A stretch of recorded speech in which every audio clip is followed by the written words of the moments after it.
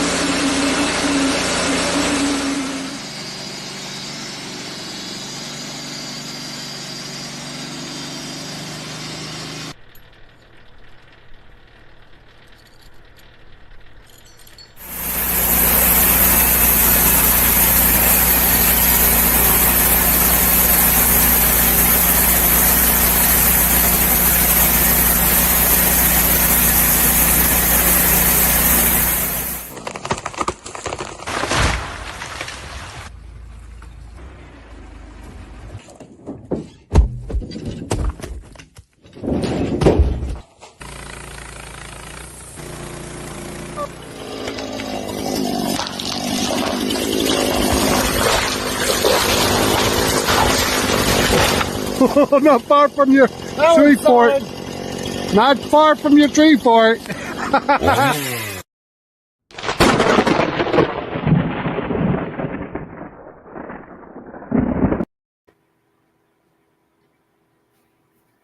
Hello, everybody, and welcome back to the Sawmill and Forestry Roundtable.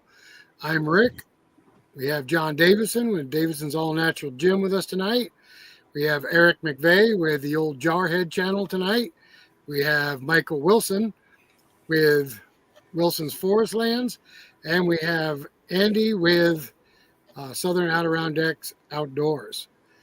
So last week when we left off with our live, we were talking about this month, getting some ideas on forming a co-op to help people that have sawmills or logs or lumber they have to get rid of.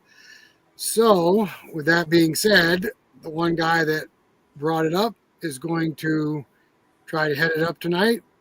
So we're going to turn this over to Michael Wilson. Thank you, Rick. Good to see everybody here. This topic was inspired by a video I made maybe a couple months ago titled something like Why I Quit Logging and Milling Lumber. The idea was I can do the logging, I can do the milling, and I can run the lumber sales business. But for me to do the logging, do the milling, run a lumber sales business, and run my channel all at the same time is too much. I am being spread too thin doing that. So lately, I haven't been selling lumber. It's just been accumulating. I quit milling, I quit logging, thinking I need to sell my lumber first before I can do all that. I've had a lot of people contact me offering to work for me, but I know a lot of them have the idea they're going to work for me in the woods. And in that video, I mentioned I would be more open to somebody coming to work for me, not coming to work for me, but taking over the lumber sales, making my lumber go away. And as long as I get a little bit of money from the lumber, have someone else take care of that. A few people contacted me with the idea of a cooperative, forming a cooperative that could take care of the lumber sales, the distribution of all that. There's an organization in Oregon north of me called the Oregon Woodland Corporation. They help landowners, and one of the things they do is they help landowners distribute their products. They deal with bundled firewood, essential oils created from things like Douglas fir needles, Christmas decorations from branches, fir boughs, cedar boughs, and a few other products.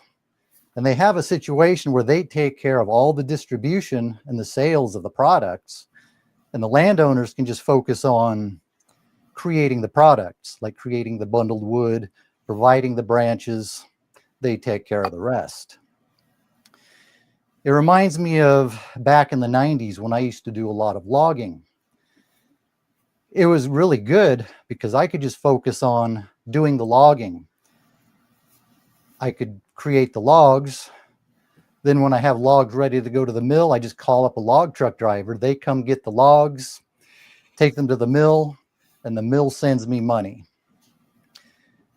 I think a lot of sawmill owners, they got their sawmill because they're interested in milling lumber. They like the idea of milling, dealing with the wood. That's what they're interested in.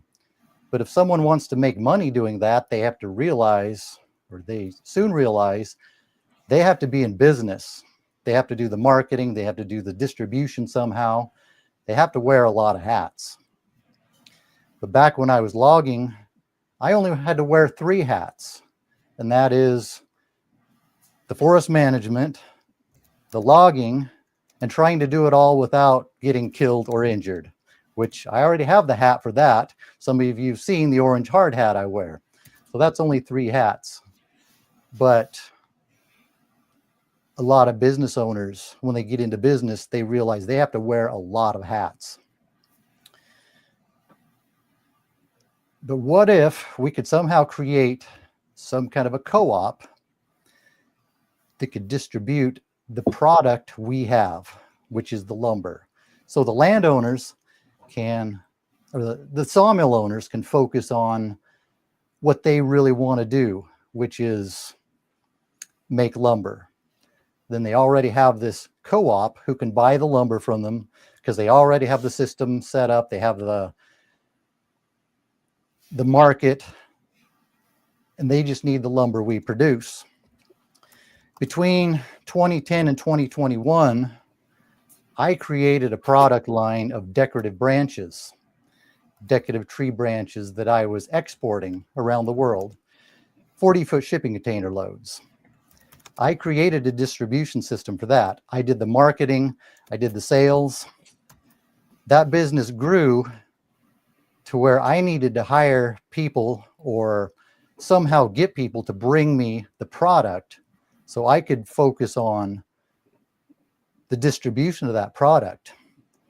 That business, the business end of it was great. I had people all over the world who were trying to send me money for these branches. The problem was on the product side. And part of that was it was such an obscure product.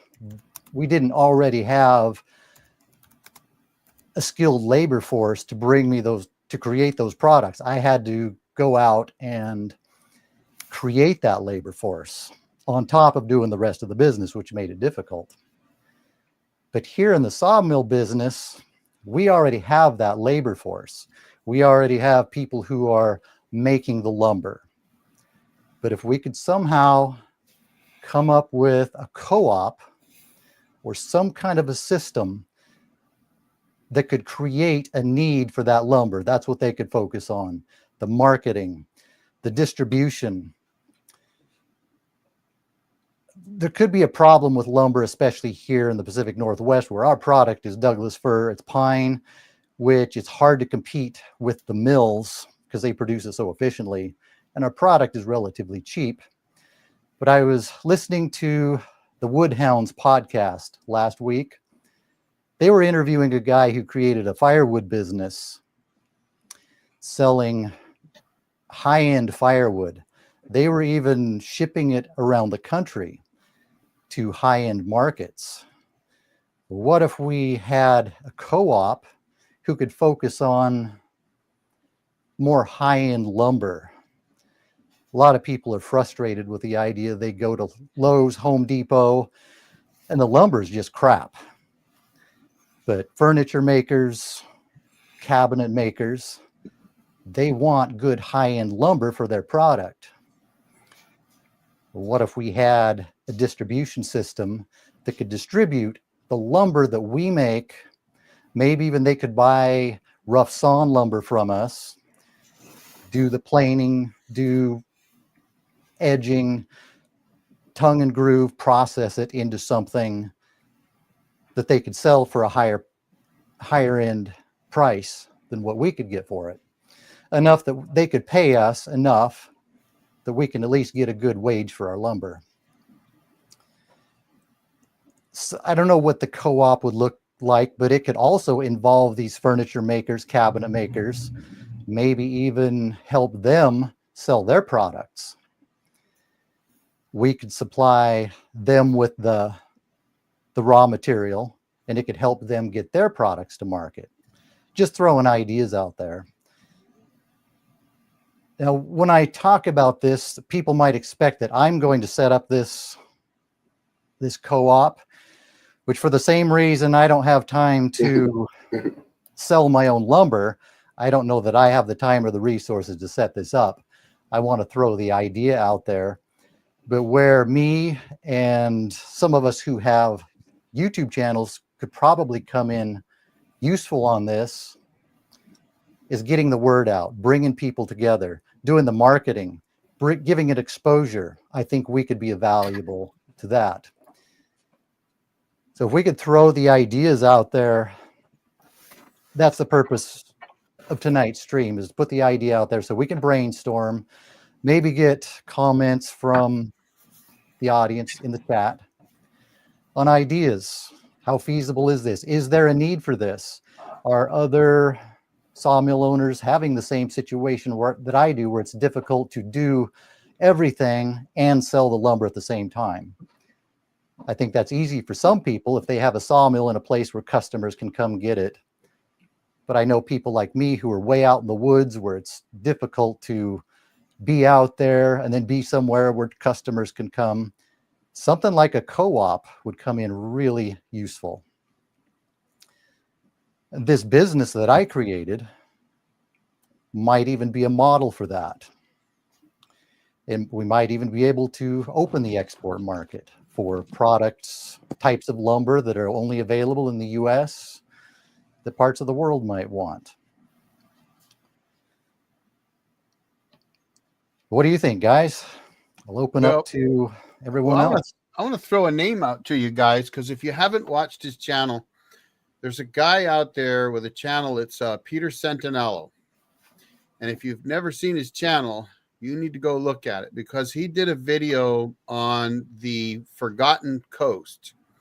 And I was thinking of you, Michael, when he did it. And he went to this little town in the middle of nowhere, and there's a company out there. And I'm talking, I don't think there's more than 1,000 people in this town, but the guy's got this massive building with all kinds of slabs of every kind and shape you can imagine.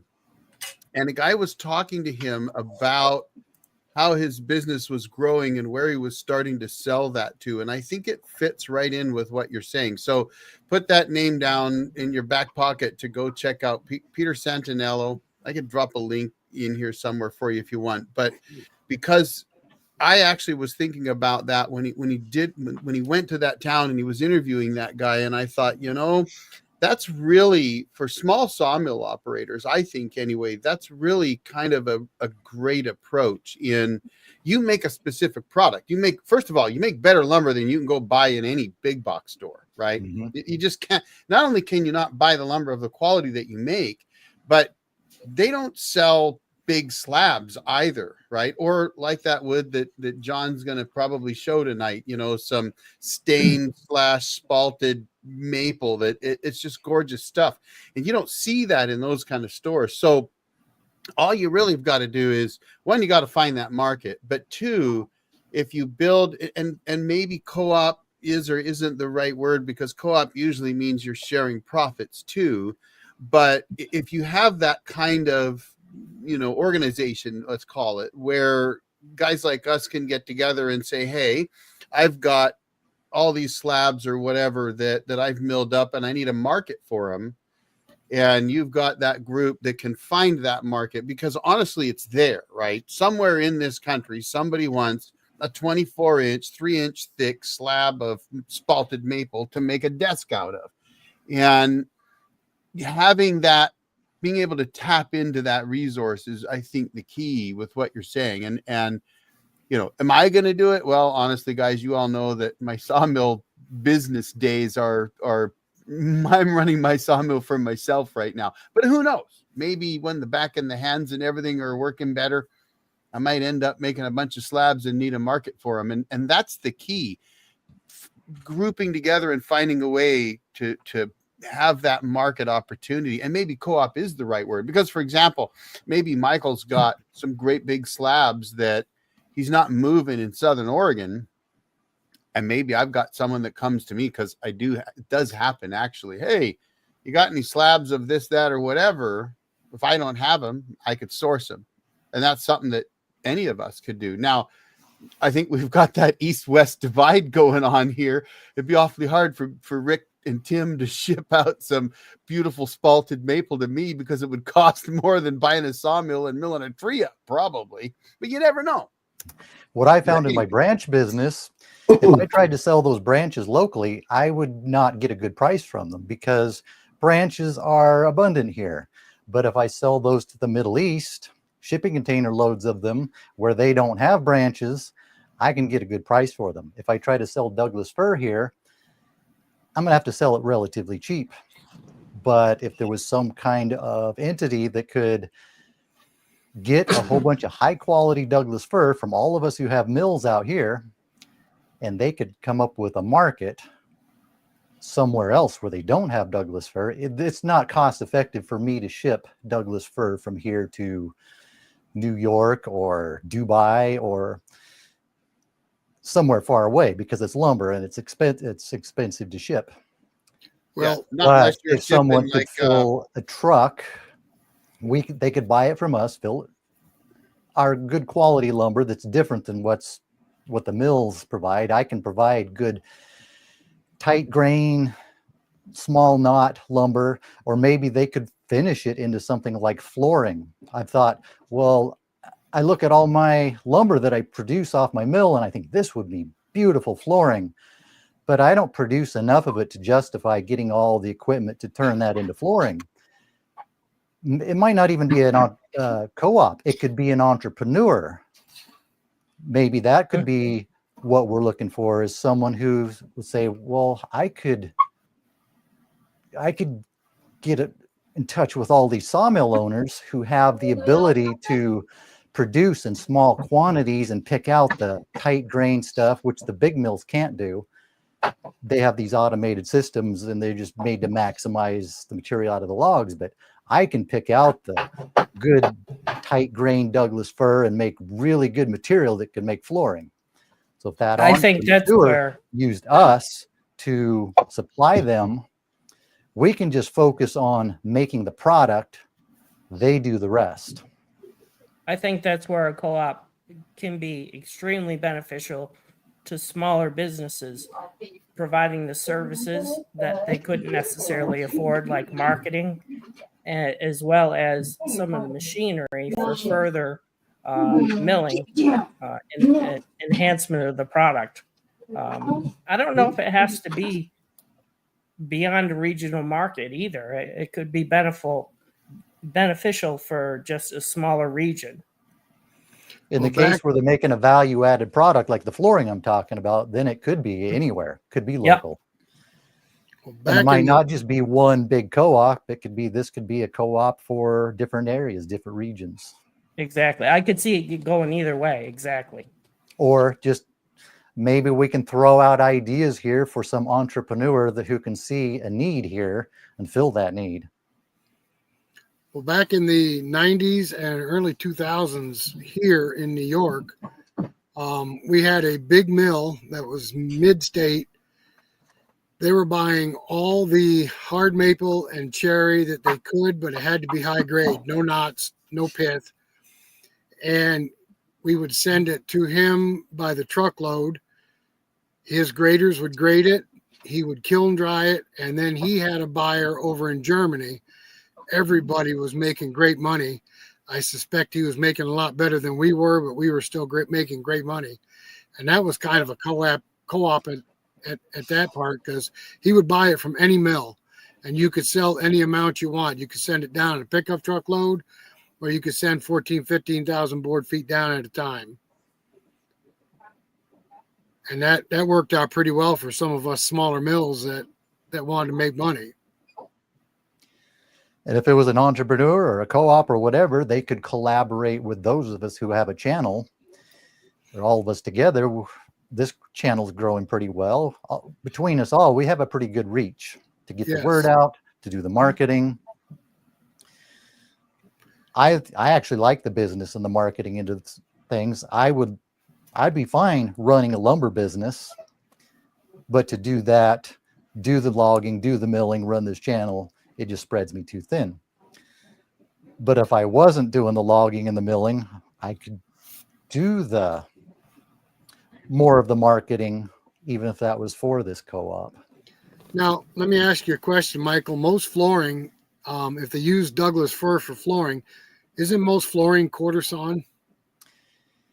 Yeah, they like vertical grain, CVG. So, Well, like, if from a professional standpoint, yeah, but you can do flats on flooring too. It just doesn't have the same wear longevity that quarter sawn does. I've seen a lot of it that is not quarter sawn, and like the stuff, the tight grain stuff I can produce, it would be, a lot of it would come from small trees, and it has a mixture of flat sawn, rift sawn, quarter sawn. It's really beautiful that way. And I think if it's kiln dried and stabilized, and then you planed it to take out the cupping, it would make great lumber. So, I mean, so my great flooring. cabin floor is all flat sawn. It's just flat sawn T&G, slap her down and go. But I also wanted to do it the old way, you know, the old kind of, it was a cabin in the woods. Let's put it up the way you would 100 years ago. You know, The quarter sawn, idea.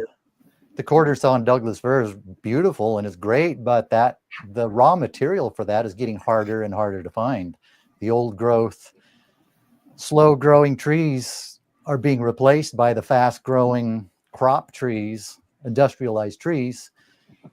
So it might be a case where my flat sawn tight grain stuff would be an alternative, maybe a little bit lower priced alternative, but an alternative that is still beautiful, and I still think it would be great flooring.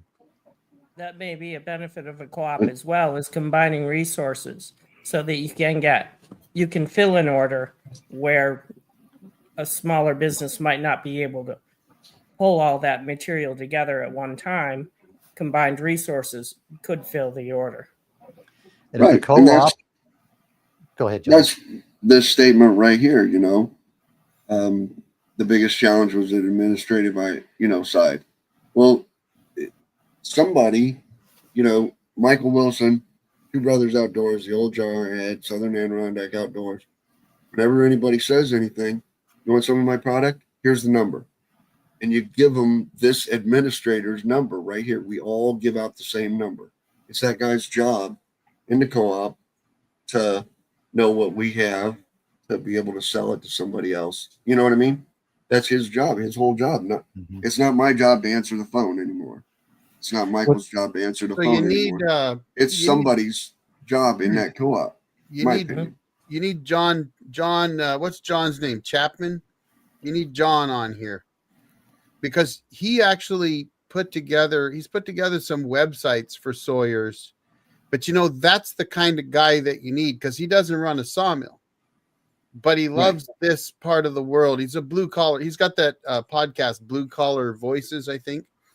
But honestly, that's the kind of person that you need, because you're exactly right. Because somebody can call him and say, I need this. And he would know that Rick's got that. And that's the key. Right. Correct. With my branch business, I was able to run pretty much the whole business end of it myself, from the marketing to the distribution to customer service, all of that. I created a system all by myself where I was starving for raw material. That was my biggest problem. I was having a hard time getting people to feed me the raw material. If I could do that myself, it seems like we could get a team of people in a co-op to create a system where they are just hungry for the raw material, like I was. Yeah. Well, on And- your I side mean, of just- on your side of the coin there, Michael, you would be the logger and the miller at the same time. So you'd be selling logs, milling logs, and then trying to get rid of your product through the co-op. Yeah, Right. the co-op would be contacting me saying, can you give me more lumber? I need more lumber. I need more lumber. And then I could just focus on making the lumber. And all the people who bought a sawmill because they just love the idea of turning logs into lumber. I think most of us who have a sawmill understand that there's something about that. And that's what they could do. That's a dream for a lot of people, is just to be able to run a sawmill out in their own forest or wherever they're getting logs from and somehow make a living from it. And if I don't even know if this idea is feasible, there's a lot of problems that I can see with it. But if it is feasible, I think this would be a huge help to people who have that dream of having their own mill, or maybe even firewood people, or whatever product it is, to be able to live that dream of being able to work on their own property and just produce the product and get money for it, just like I was able to do years ago for the lumber mills, or the way people could have done for the business that I had created. Yeah, you'd need somebody that's what they want to do, and somebody that could build a good reputation, because that's the other thing about what we do, right? I mean, whether it's you run a sawmill or we also all run YouTube channels, reputation is everything, right? So you're Yeah. running your sawmill and you're trying to produce the absolute best lumber that you can produce on your sawmill. And if you're selling that lumber, or in my case, I didn't sell lumber, I sold my sawmill service. But the only way you get multiple repeat customers is by producing the best product you can possibly produce for them.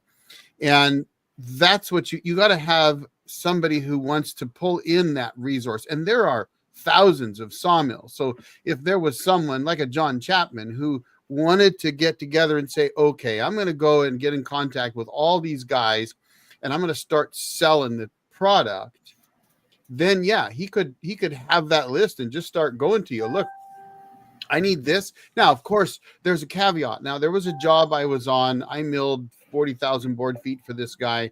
And then the one of the local lumber yards started buying lumber from him. But it did drive my pricing down, because their target price was 25 cents a board foot. Now, this is back around 2017, 2018 timeframe.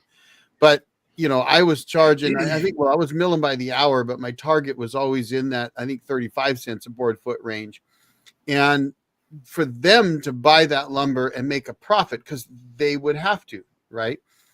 They needed that price down around 25 cents a board foot. So there is that thing that you have to consider, that whether it's a co-op or whether you have somebody else selling for you, if you're milling right now for yourself, you're going to get maximum dollar out of your product. But if you have someone else selling product that you make and that I make and that Andy makes or whatever, they've got to make a product, and so, or a profit. So then it could cause you to have lower prices, but it could bring your volume up, and volume's everything, right? So that is just something to consider, I think. For some of us who run sawmills, lower prices might be okay if we can just focus on making the lumber. Oh, yeah. I figure at least a third of my cost or time would be trying to sell the lumber. And when I really think about it, it might be more like half for where I am out in the woods. And I see some objections, like the shipping is going to be a problem with lumber. Yep, there are all kinds of objections here. Tonight, I'm probably going to be playing the position of the optimist. That's where my business is. I know that there's a lot of legitimate problems with this, but I'm going to play the optimist. I did that with my branch business. People gave me all kinds of objections of why this isn't going to work. But I created a system where I can ship basically logging, slashing, and shipping containers, 40-foot shipping containers, all the way to the Middle East when people said I couldn't do it. let me So just ask you a I'll quick be the question, opposite, the Michael. optimist, and just throwing ideas out there. I'm with you. I'm too.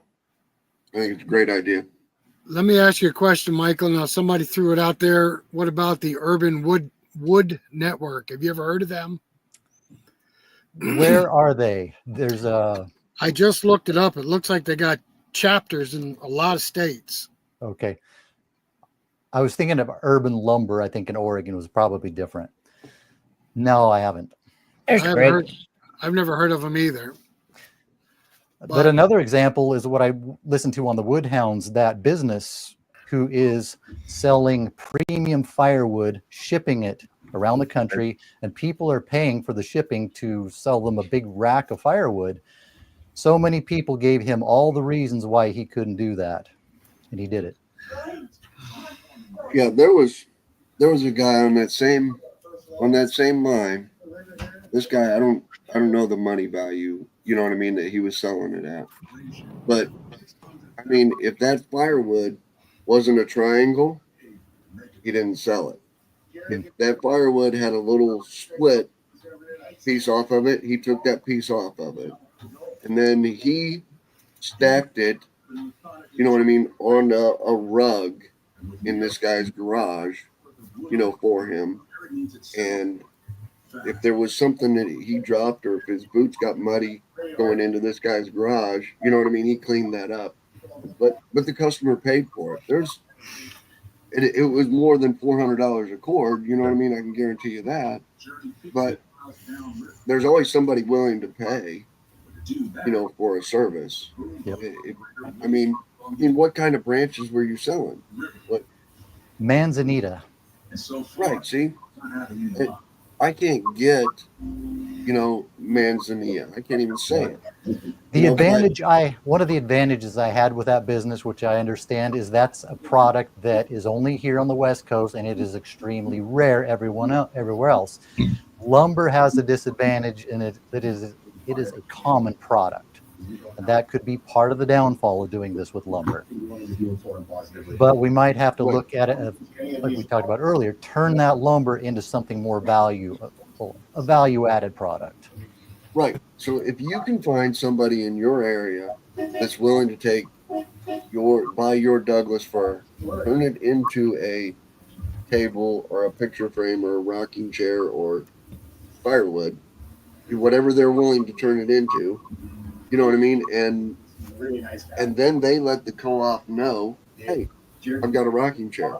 You know what I mean? Or they say, Michael, here's 6 rocking chairs that you wanted or your lumber. You know what I mean? And we trade that. Or, you know, Janice in admin, whoever's running this whole show, you know what I mean? Mm-hmm. And figure out where those rocking chairs are and where they go and how to ship them here. And eventually we're going to own the world and have semis running all over the country, right? Right.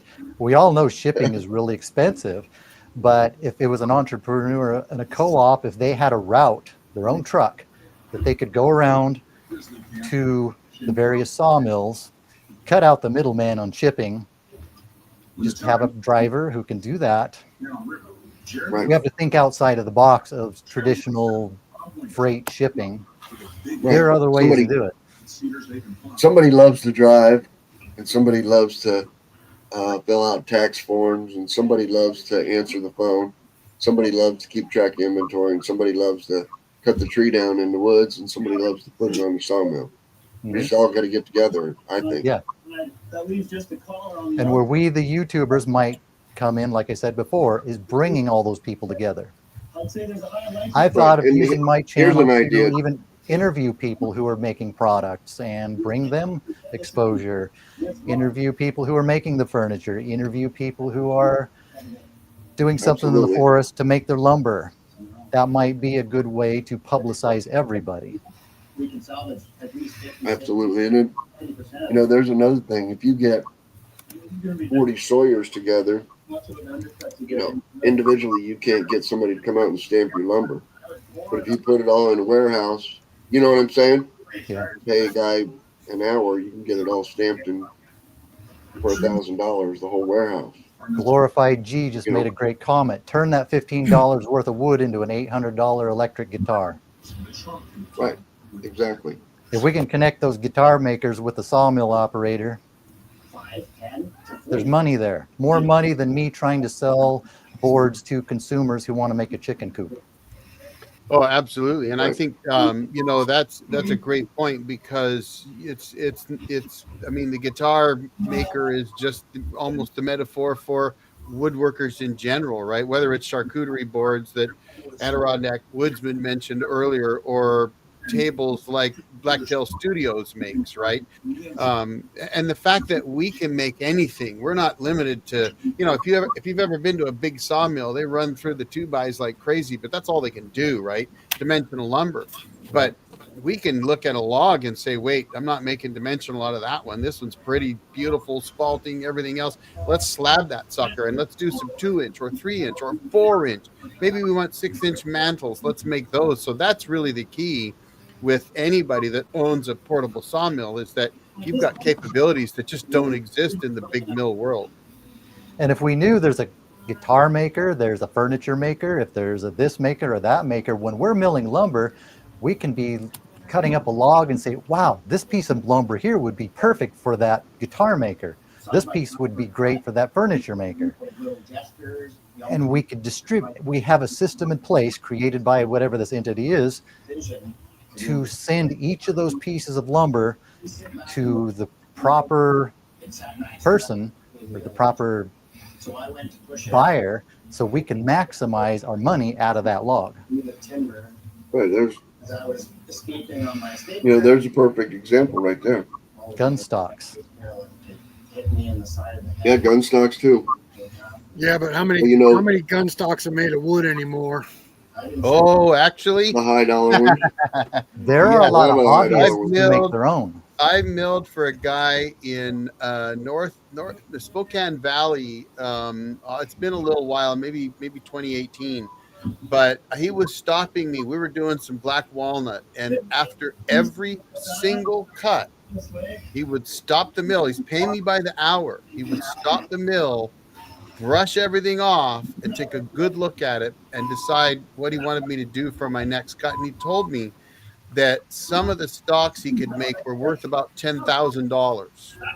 So it was absolutely worth it for him to have me take 2 hours to mill up a log I could mill in 20 minutes if it meant he could get just the right piece out of that one log. Mm-hmm. Right. Yep. I I did a understand walnut that. log for gun stock. We had a Remington plant about 30 miles from here, and at one time they bought a lot of walnut to make gun stocks, but then they went to a cheaper wood, went to a synthetic stock. Of course, eventually they moved to Texas or somewhere in Louisiana. Moved out of New York. They made it too tough for them here. Yeah, and I think, but that's the large scale guys for sure. But it's the trap and skeet shooters that, big bucks guys that are out running around, just doing it for fun because they're doctors or whatever, and they can afford that $10,000 stock because they want it the way it looks, and it doesn't matter. I mean, it could be any mantles, right? I mean, I've milled for people that wanted mantles, and they do the same thing, right? Look at the cuts and then say, okay, give me 8 inches out of this right here. Okay. So, that's I think that Peter Santinelli or Santinello that I mentioned earlier, if you go find that video, I really think it's part of what you're talking about, and I think it's key, because guys that find that market, which he's found, I mean, he's starting to ship all over. And that's the key, because there's people everywhere that want specialized stuff, whether it's burl tables or they're making clocks or crosses or whatever, right? They're out there. It's just a matter of finding them. And I think the thing is Michael, where he's at or where I'm at, even though we're in the softwood world, right? This is softwood city out here, but our view of the opportunities to sell are very small, right? I mean, I travel 250 miles to run my mill, but really, if I was selling lumber, it would be where I'm at, and maybe that market's not here. Maybe it's where John's at, And having somebody that can kind of pull all that together and say, okay, I got a market for this, and give anybody an opportunity to provide to that market until it's exhausted, gives you a whole different world that you can sell into. And especially, I think, for guys like us that have mills, and whether we run them full time or not, we've all used them to earn a living to some degree or another off of, right? Well, why do we do that? We love it. We got sawdust in our veins, right? But the market goes like this. So if you're currently producing 2x6s because there's a market for it and it drops off tomorrow, you're done for a while, unless there's somebody out there like Michael says, hey, I got a buyer for pine slabs, can you make me you know what I'm saying? And then you could have more of a market that way. Well, I mean, I think, look, what you need, Eric, right now is somebody to clear your woods right up there at your cabin, right? Cut down some trees. Michael's coming to do that. Right. And PK right here, who's running our pooled database, has found somebody who needs some lumber and is an expert at cutting down trees. And PK's gonna give that person your number, and that person's gonna say, hey, I'll work for 8 hours if you cut 4 trees for me, or what, this much lumber for me. Right. You know what I mean? It could be as little as that. Oh, that'd be brilliant. Organized. And then they can go through the system and find someone who's building teepees, who needs teepee poles, who has a market for the product that would come from thinning out Eric's pine poles. Exactly. That's true. Somebody posted posted teepee poles from thinning out my forest, but I'd have to spend a whole bunch of time trying to find the market for that and figure out how to ship them to that. But if we had a system already in place where they're buying lumber, they're buying teepee poles, they're buying this, or maybe it's not this one big system, maybe a system for each product. Well, PK's in Canada. Send me an email there, PK. You're in charge of the database there. Just letting you know. Somebody posted earlier about custom orders, and that goes to combining resources as well. Right. Absolutely. PK's making an algorithm now. There you go.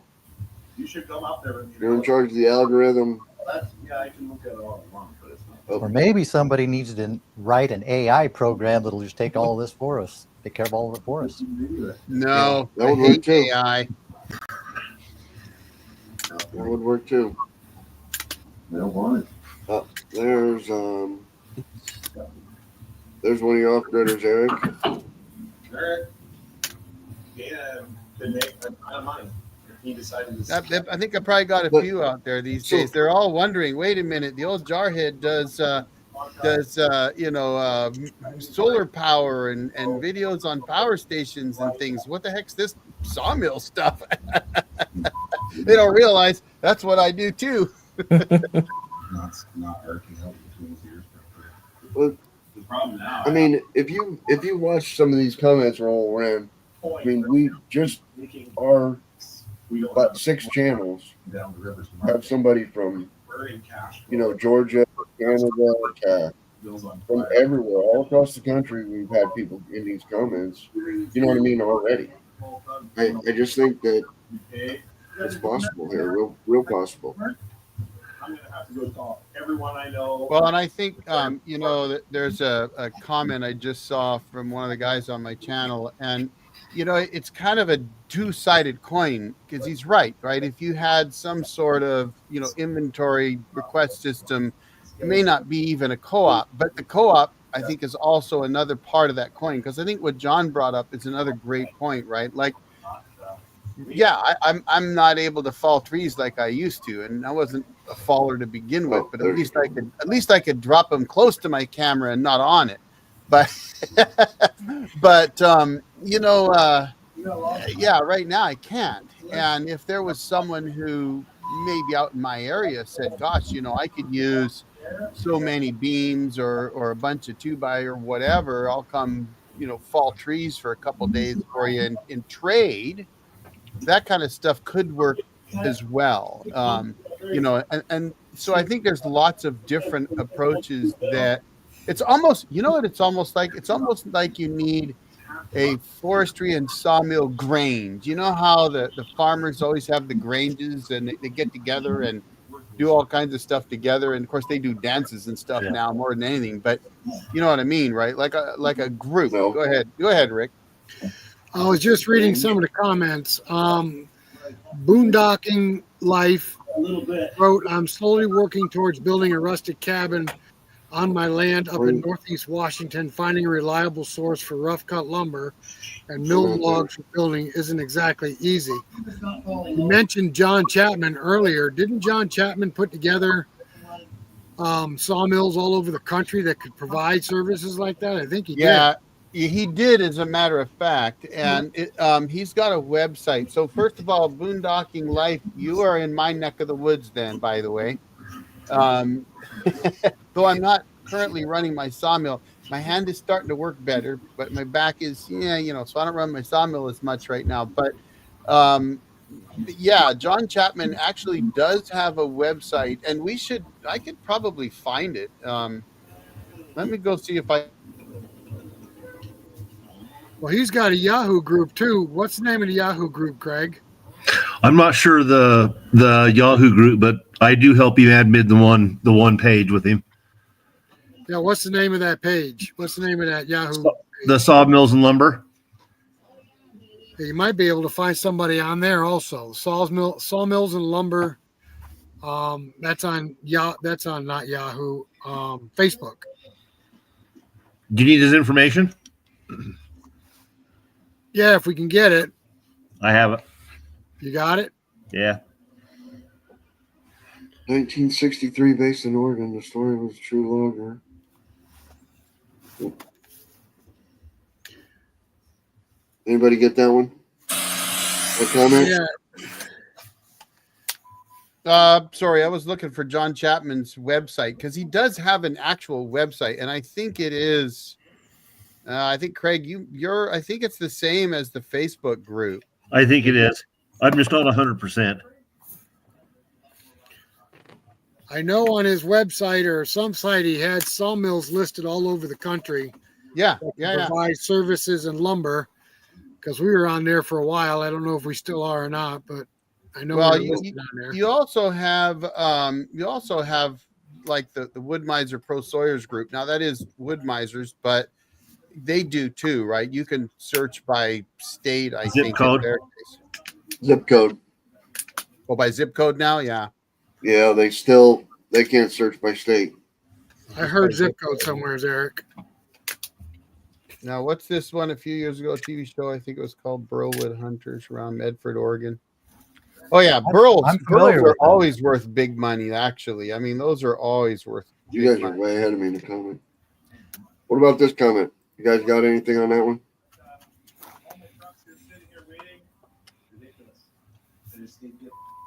Haven't read it. Never read it. I'm not familiar with that. Nope. Been to Coos Bay. I was there 2 weeks ago, or by there. Coos Bay, The Oregon. Burl guy in the Medford, Oregon area, he's in my area. He was a little bit my competition with the branches. Oh, I've talked Right to there. him a couple times. You know, we might be able to get the lumber out here at the hardware store, but we can't get a whole log. You know what I mean? That's another product. I did a little bit of You know? marketing for peeled logs. There's a market for that. My problem was I don't know how to ship a log from me to somebody else far away. that wouldn't be fun. But there are That wouldn't be companies fun that for do you. that. But it could be another. So I For want to someone who can answer coordinate Boondocking Life for a second. So Boondocking Life,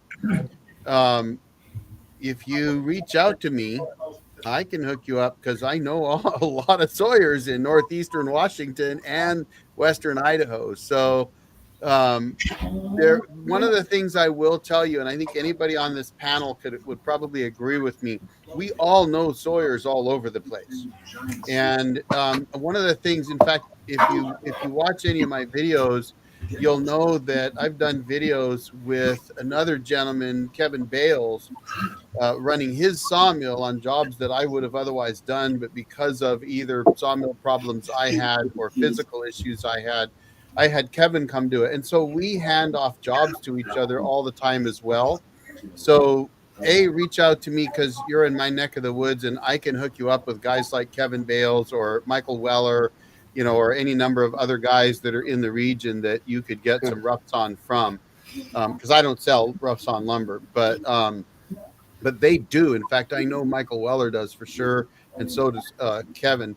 And that's another thing for anybody watching. If you actually are in an area that, even if you don't know, like if you're not in an area that anybody on this panel's on, but you're looking for lumber, you're looking for someone that can make it, I almost guarantee you that guys on this panel can help you find a sawyer, because I know sawyers all over the country.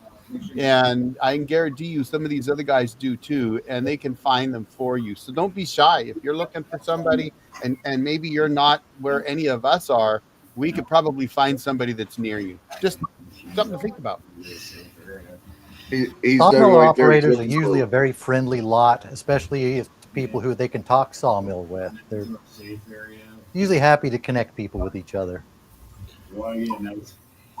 Anybody know where Grants Pass is? Yeah, right next to me. There you Yeah, go. I know a Actually, couple of people on this live stream who were born there. Well, read that comment right there. Yeah, I see have that. an Yeah, extra drive belt I can give you too for an LT15 that doesn't fit my mill. Oh, because he's got a wide. Yeah. I'm sure Michael could help you set it up. I'm actually was born in Grants Pass, but I am about 10 or 12 hours up north of you now. But I will be in Eugene with Michael Wilson at the Oregon Loggers Conference. Steve, if you go to my channel, my email's on it. Send me an email. What's Oregon? It's kind of like probably like your Paul Bunyan show or whatever it is you guys go to. It's anybody that has anything to do with logging goes there. I think it was one of the biggest in the country at one point. Huge show, but I'm only going to be there Saturday. I think Michael and I are both only going to be there Saturday because I'm driving down Friday and leaving Sunday. But Saturday's the open day anyway, so we're going to be at the Hudson booth, and I think the Woodmiser booth. I'll probably only be there Saturday. Just a big logging show. Woodmiser is going to be there. Hudson's going to be there. Yeah, Hudson's a sponsor. Oh. As they prep for the next blast, Dave and Nick hit a problem. Well, we're definitely helping some people out here tonight, so that's a good thing. Right. Where you at? I'll trade you kiln dried board foot. Right there. Yes. I wish I had. I'm trading it right now. I'm trading it for signs. I'm trading it for. I'm trading kiln dried lumber for a lot of things right now. So there's. I think what he's saying though is kiln dryers are not interested in trading lumber for their services. That's like people who contact me asking if I'll cut their lumber or their logs in exchange for some of the lumber. The last thing I need is more wood. I think the last thing they need is more lumber. They need cash. Yeah. Well, that's kind of like the guy with the $50,000 walnut log.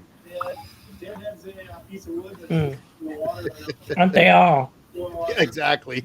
Yeah. The only time I would do on shares is if it's something that I don't have that I want personally, right? Like if someone came to me and said, I got some maples, probably going to be spalting in it. I'd be willing to split it with you if you'll mill it. Well, then I might consider it if I'm looking to get some maple. But I think a lot of people forget that that's not worth anything until it's been dried. And, I might sit outside my shop for a year and then I got to find a kiln since I don't have one, or I got to make my own solar kiln in order to get it dried out. Right. And it could be 2 years before I could use it. So, What Lindley's question reminds me of is something to look into is what is bigger, the demand for our product or the supply? What's bigger, the amount of sawyers out there producing lumber or the amount of people who want the product we have? Scary. I think In that's my a, case with the branches, the market was bigger than the suppliers. That's one of the reasons I was able to do well in that business. What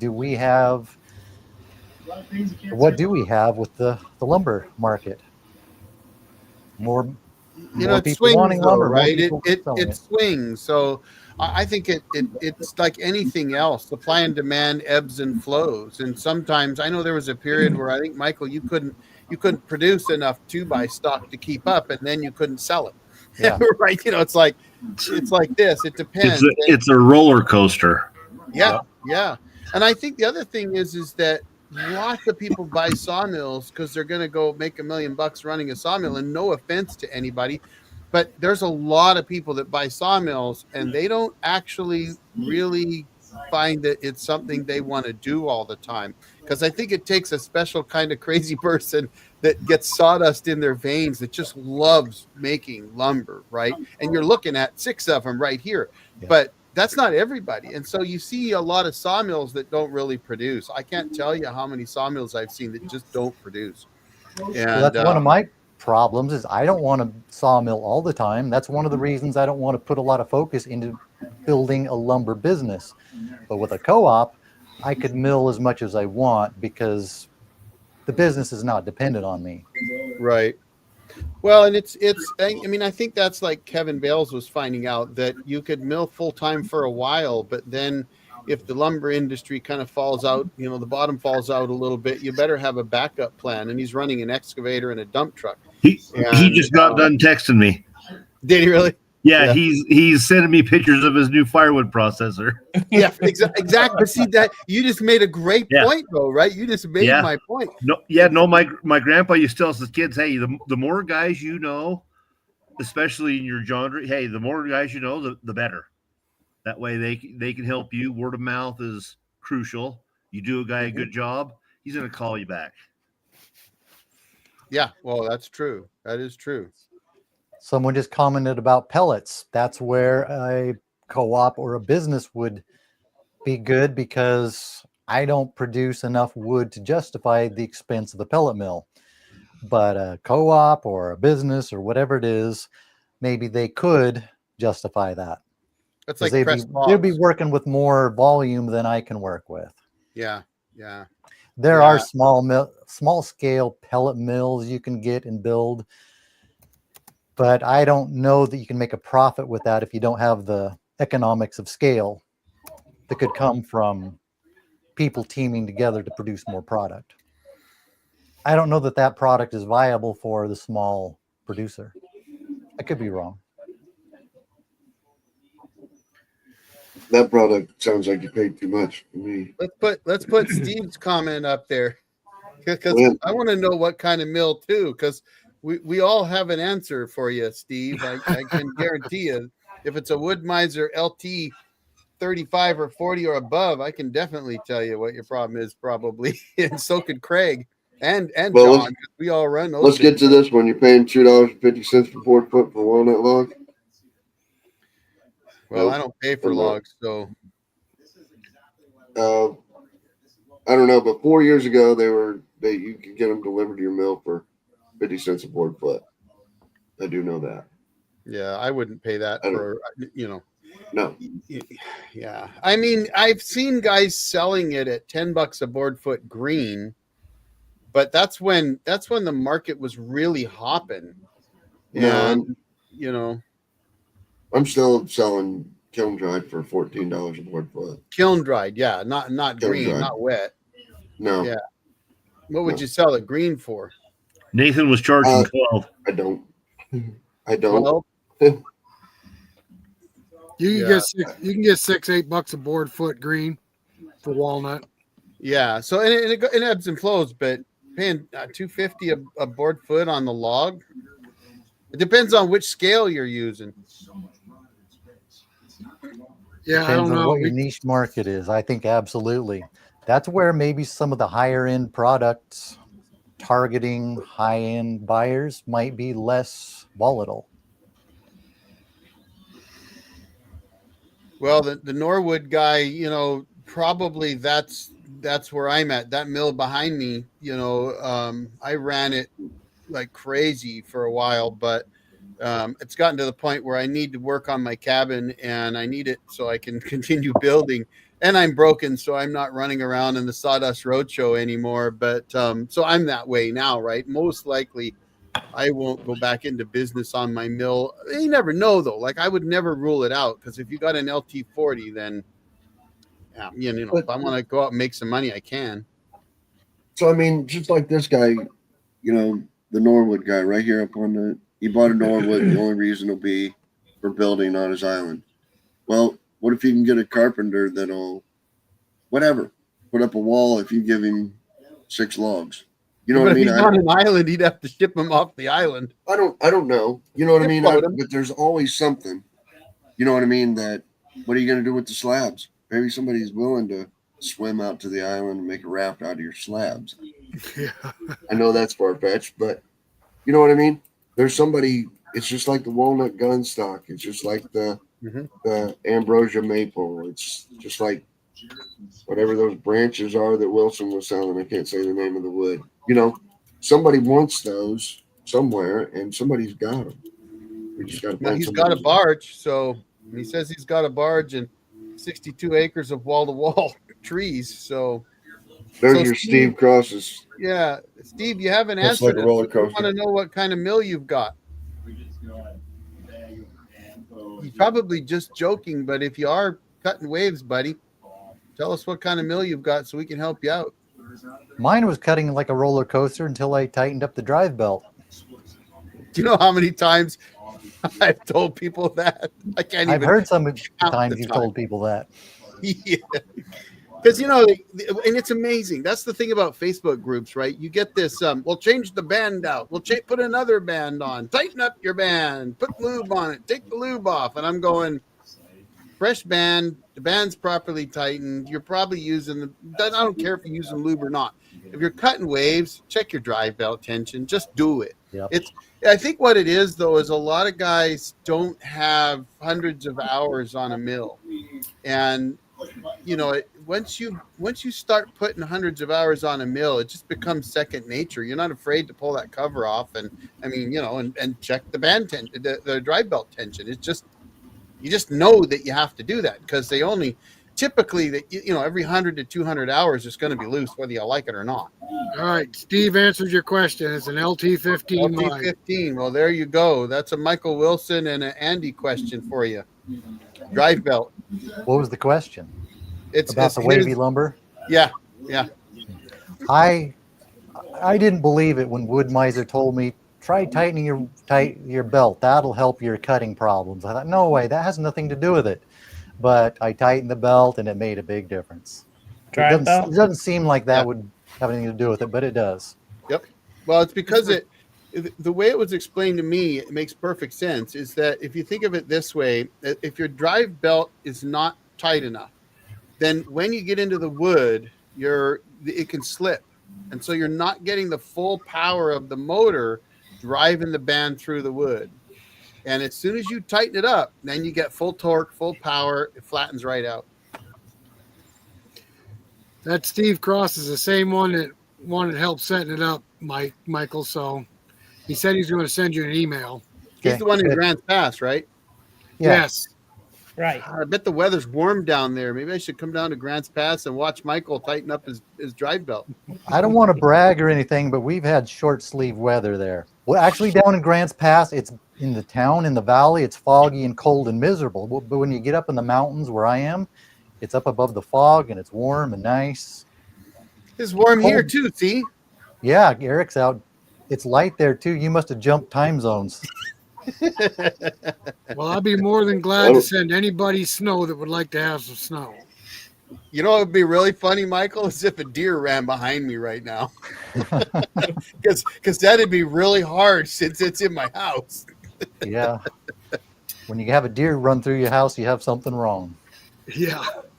Yep. So there you go, Michael. Buyers in California drive up the lumber prices. I don't think it will be anytime soon. By the time they do all the cleanup, do the insurance companies, the city of Paradise that burned years ago, they're still working on that. It's going to be a It's long time California. before They'll they're never able to get it rebuild. rebuilt. It's California. They're not. The red tape will kill them. In Oregon, we had a fire like that in the Rogue Valley here in 2020 that wiped out a couple cities. It took a long time before they were able to do any mass rebuilding. Oh, he's in Sunny Valley, so he's There's outside. another shipping one. Absolutely. Shipping is the biggest issue in the lumber business for me. I think it would be for anybody. When you have wood, there's no demand. You know, it's kind of like the wood builds up when there isn't a demand. So then you have wood because there wasn't a demand. But when there's a demand, you can't keep it in stock. That's the other Right, problem. so- It's not easy to store, to warehouse. Like I could be Right, cutting it right now and then store it up for when the market is good, but it takes a lot of space to store it. It's the perfect example to me is the farmer's market. You know, you go to the farmer's market in the spring and you take everything you got, all of your spring stuff, and 17 people are going to ask you if you have sweet corn yet. You're like, no, you know what I mean? This is spring. We got radishes and lettuce and, you know, the early stuff. And as soon as you get sweet corn, 17 people are going to ask you if you have lettuces and radishes. You know what I mean? And the spring stuff. It's the lumber to me is kind of like that. If I don't have it, that's what somebody wants. When I get it, somebody wants what I had 6 months ago. You know, it's hard to keep an inventory of everything. So Steve has there's made some another orange. comment there. He thinks the problem is dead pine and knots. Well, the problem is the drive belt.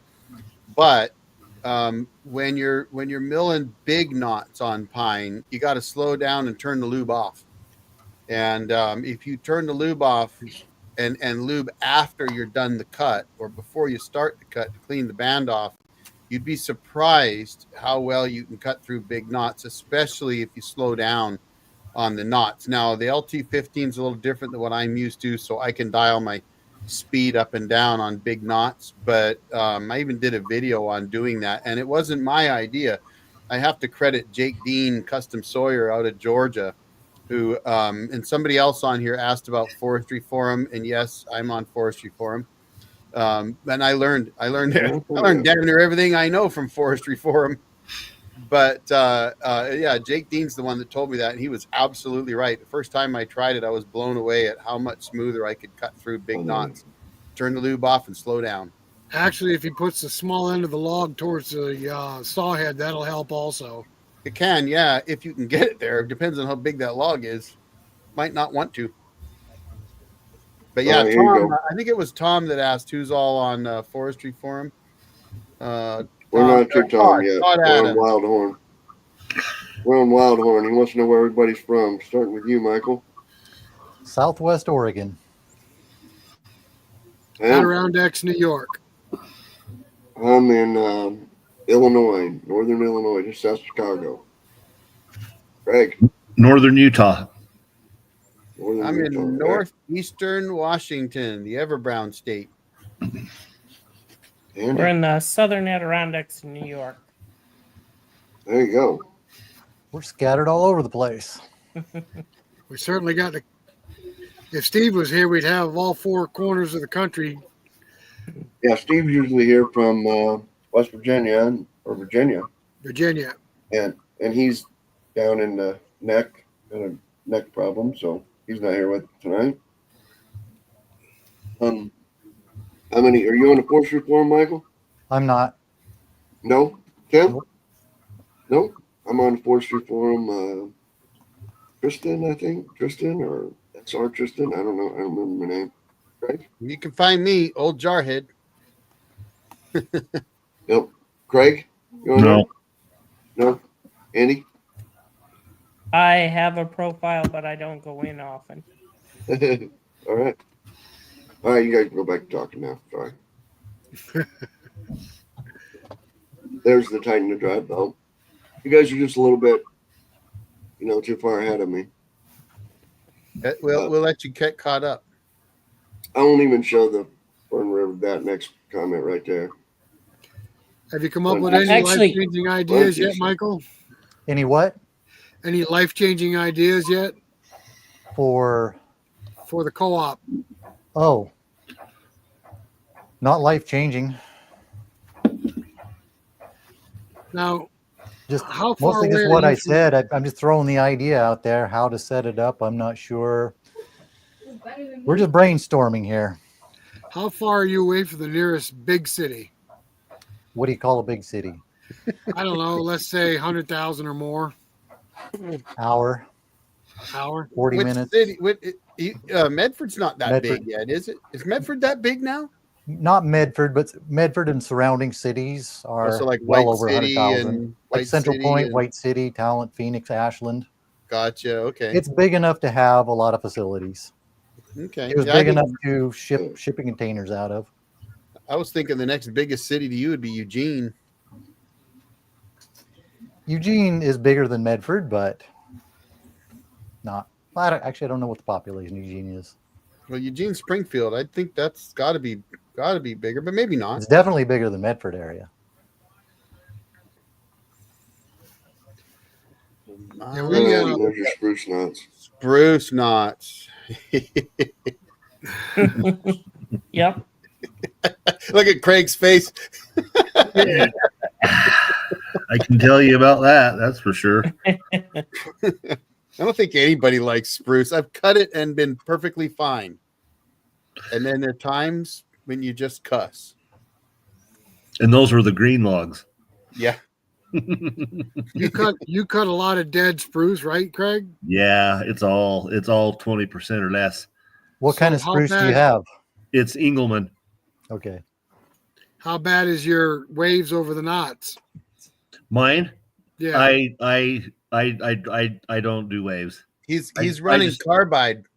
A little bit.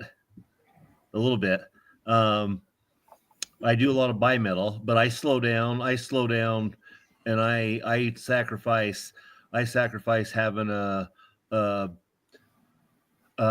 what do they call it? The band resonance, the vibration of the band, because I'm going slow enough that the band's not loaded, so it'll leave a slight chatter mark on the band, but I can keep my cuts flat if I go slow enough. It's a game of dialing back the speed on the knots. It's Yeah, and every tree is different because every Yep. tree doesn't have the same. They're different. you got to read every one. Yep, that's for sure. Sure, some pretty stuff. All the sapwood has color in it, so, but that's not the. I mean, I can tell a difference in between how my planer planes the sapwood versus the heartwood. Plus being dry. So, Marketing cult. oh yeah, sorry, you reading that question? Thank you. No, I have not heard of a CSA garden. She's been marketing talking about cult. a book this whole time. And I can't. It was that first question I posed to y'all, and I just can't follow that book. But now I have I've no heard of this experience with co-op. that. I've heard of this co-op though, or this CSA, this garden marketing. Is it nationwide or is it specific to a certain area? It was. I don't. That one I don't think's running anymore. I think they got shut down. It was a book. I think it was just a book or a TV show or something. I don't know. I've never heard of it. I didn't either. What was the other one? Oh, like Craig, you ever have any live edge with the burn? You know what I mean? You have a market for that? Somebody buying the burnt live edge? Okay. Yeah, the burn it's just a little dirty. That's all. Turns everything black for a minute, but the wood's still good in most cases. Right, but do you sell that wood with the burn on it? With the bark on it? Yeah. No, because by the time it's being sold, the bark is coming off. If depending on how thick your slab is, once you slab it. Is the outside of the wood burnt? It shows No. vanilla black. No. Okay. It could be if the bark was removed during the fire, they'll be black on the you know what I mean. But Right. But no, the wood once the logs are debarked, you would know they were in a fire. You can smell it, but you couldn't see it. But I have a guy out here who wants to buy a log live edge that was burnt, that he knows was in a fire. You know what I mean? Mm-hmm. Yeah, and you can make that. And I don't have any forest fires around here. You know what I mean? That's the perfect example of somebody needing a product that you have. The fire actually hardens the wood, doesn't it? It does. That's why bimetals are really good for burned logs. Boondocking Life's question: would you rather use a cheap farm truck or a cheap tractor to yard out trees? If it were me, I'd probably go with the tractor. Because tractors, especially, I don't know about you, Michael. I find my tractor will go places my truck won't go, and I don't care as much. Both. It depends on if you have a need for a truck. If you already have a truck, in my case, I already have a truck for driving around. I've done it both ways. I bought an old beater truck as a log skidder, works well, and I have an old tractor I use for a log skidder. If they're both the same price, I would go for the tractor. There's just so much more you can do with a tractor. Yeah, I used to use my Jeep to skid logs, and the Jeep worked great for skidding logs. But today, it's tractor all the way. I would go tractor. And if you need a pickup bed or something to haul things around in the woods, just put a trailer on the tractor. We actually use 4-wheelers and log arches to move our logs. Keeps them clean. Yeah, your setup works really good too. I am so amazed what you can do with your 4-wheelers. Yeah, I'm jealous. Except for I do have a grapple, so I just pick my logs up and then take them and set them to my mill. Well, we put tongs on the log arches. That cut our time down a lot. Mm-hmm. And we use the log arches to back the logs onto the mill too, so it works out pretty good for us. And it's I'd like to look at that Hudson, that Hudson skidder plate. I think, don't you guys have one, Andy? Yeah. What is it? Uniforest. 35 amp. Because I know Hudson makes one, and I was like, that's what I need. Yeah, it's they're contracted with a company, Uniforest. So. Oh, okay. So that is who makes it. Yes. So I think they come out of Italy. I'm not sure. You have a skidder plate too, right, Michael? Yeah, the farmy version. Okay, so by the way, John Chapman is on with us right now. He's watching. He hasn't commented because he's tired and he's ready to go to sleep. But but he is there. So if anybody wanted to ask him a question, he's here. We mentioned him earlier because he's working on his website right now. So he asked me to hold off posting it. I haven't even seen his name come up on here. What's he under? He's Blue Collar Voices. If you have a tractor with one of those winches on the back, like mine, like we were talking about, and log forks on the front, there's so much more you can do with that than a pickup truck. It makes a really good logging machine. Yeah, I'd like to get one of those in the back of my tractor for pulling logs up. When Michael comes up to fall them down the hill from me, then it'll be easier to pull them up. We're really happy with ours. We like it. Have I cut much madrone? Some people call it madrone. Some people call it madrona. Some people call it arbutus. Here we call it madrone. Madrone. If we're talking about milling it into lumber, I've cut a total of 3 logs. I'm still experimenting with that. It has a lot of problems in drying it. It can twist, warp, and crack. In the last year or so, I made 2 videos about that. I'm still waiting to see how the lumber turns out. There's a guy I saw in the chat, Lindley. He's cut some too. And I've seen some of the work he's done with it, and it's beautiful wood. Beautiful wood, just difficult to work with. How's it dry? That's the problem, is drying it. It dries like this. Oh, so it dries like an elm. Yeah. Or But beach? the wood I did cut a year or so ago, I put a whole bunch of weight on it, stickered, and it's doing pretty well. I haven't uncovered it yet to see what it does when I take the weight off, though. Did you flat saw it or quarter saw it? Flat saw. I wonder if you quarter sawed it, if that would help, because usually quarter sawing does. Maybe, but those logs really weren't big enough to. Oh, not that worth the trouble then. Yeah. Yeah. I might experiment with some more when I get some bigger ones that I want to take out. Well, I don't have any fun to madrone. cut. I only have Doug fir and ponderosa pine for you to fell. So Yeah. I enjoy milling madrone. It cuts like butter. see what Michael when it's hasn't green. figured out yet is that when you come to my cabin, I feed you like You did tell me that. real I- food.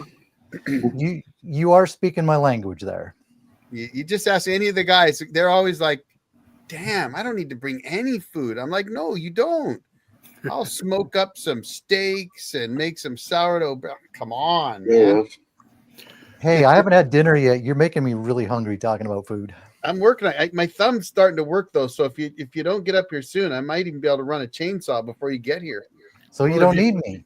If you feed him too well, he won't want to do anything. I didn't say No, my maybe. back was working. Isn't that John? Yep. Right there. Yep, that's John. If you feed him too well, Eric, he won't want to do anything but sleep.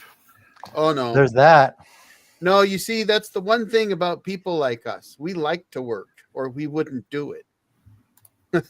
You know, the feeding is for breakfast to get you going all day, and dinner so you can sit down, have a drink, enjoy a meal, and BS till midnight, which is always what happens at the cabin. Yeah, I'd love to get a skidding winch. I need to talk Hudson out of one. Good luck. Maybe they will be at the forest or the logging conference. We're going to be in their booth, Michael. Yeah. We might have to work on them. You got to start sooner. You work on them. That does sound like elm and 25% good. Yeah, that sounds like yeah. We have a hardwood tree here called beech that it looks really nice and it cuts great, but boy, drying it, good luck. I think if you parked a car on it, it would lift the car up as it dried. Okay, John, since you did it, I'll do it. I already did 5. There you go. The I'm giving madrone away all is 10 of really, my really memberships. hard and durable when it dries. I've heard somebody say you can tap it with a bolt and it'll hold not like steel, but Couldn't get you a free one, Michael. I tried. I gave out 10 tonight, but just couldn't do it.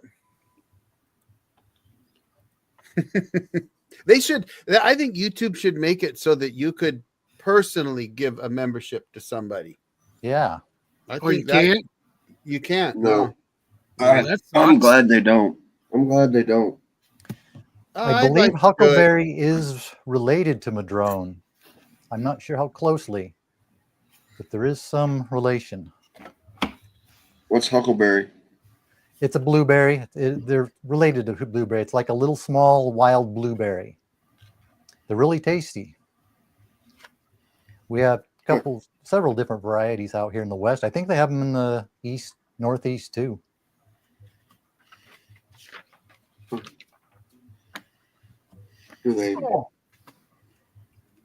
Do they ship well? I don't know. Probably about like blueberries. I know they're a lot of work to pick because you pick and pick and pick, and they're so small you don't get very many.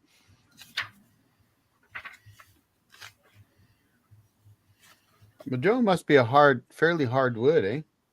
Mm-hmm. It's Well- it's really soft when it's green, but when it dries, it's hard, really Hard as hard. a rock. Kind of like locust. I have not dealt with locust much. Yeah, lucky you. Make sure you But make I sure you dry it don't- before you cut it. I have a little bit long time ago. I cut some into firewood, and Make I sure you love it as dry it firewood. before you cut it. Yeah, we've talked about that. What great Yes. advice, Rick. Good idea. It's Madrone is, it's best milled dry. Absolutely. yeah. Absolutely, yeah. Same with Madrone. So- Mill it dry. And you won't have to worry about sawdust blowing around or anything. Did you guys see that when I was milling black locust for days and I lost my voice? That was like, I don't know, a couple of years ago. I literally lost my voice because that stuff was pretty dry. And I was running 747s with the wind blowing right at me. And no mask I could put on was keeping that fine sawdust. Oh, it was terrible. I literally lost my voice afterwards. Locust is it's great when it's green. When you It comes Steve's out right of about locust- Madrone. It burns really hot, but takes a while for it to season. when That's you dry mulberry too. locusts out, you can't drive a nail in it, and you can't screw a screw into it. You got to drill it first. Yeah, you better have a diamond cutting wheel to cut that shit. It is hard.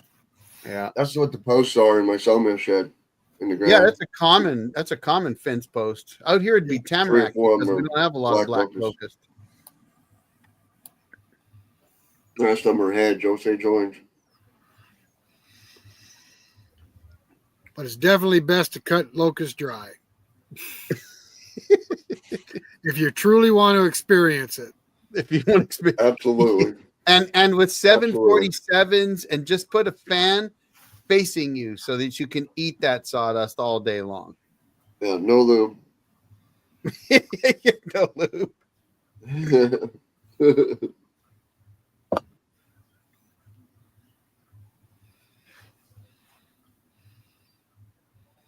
Anyway, sawdust for brains, as we say here in the South Sound area, Puget Sound, should know what biochar is. Yeah, well, I'm east of you where we don't have the rain, so, but you know, Biochar is charcoal. Speaking of charcoal, Madrone makes excellent cooking charcoal. Burns hot, burns clean. And the wood is a great flavor for cooking with. For beef. really, I like cooking Madrone is? beef with Madrone. what about for smoking? Same.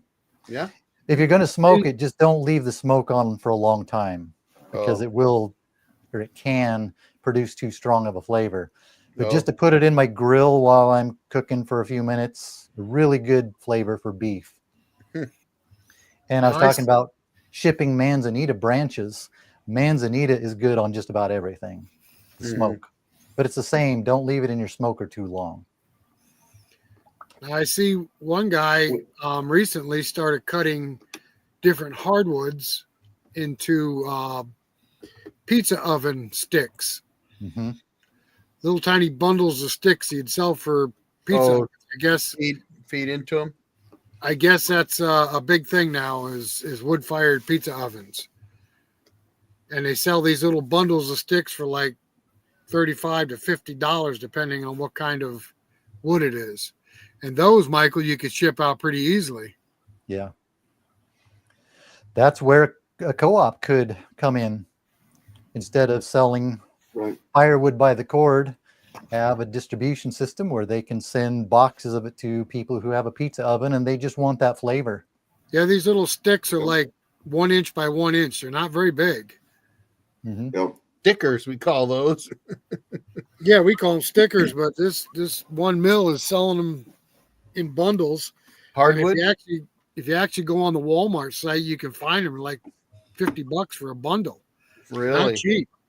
Of course, It's on my probably all list to hardwood, do. though, right? So that'd be great for the guys back east because I don't think anybody wants to cook pizza with ponderosa pine sticks. No, I don't. No, but he's just talking about Madrone. Well, It's on my true, list but- to do to develop that market, to be able to ship boxes of Madrone for flavor wood, but I can't do that while I'm running this channel, while I'm doing everything else. But if someone Well, else wanted to yeah. develop that market, there are a lot of people here on the West Coast who have plenty of Madrone that we can supply to them.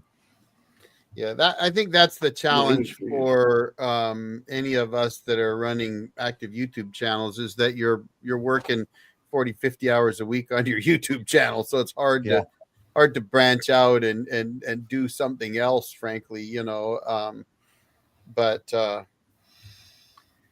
that's okay. That we give the idea to somebody else. Yeah.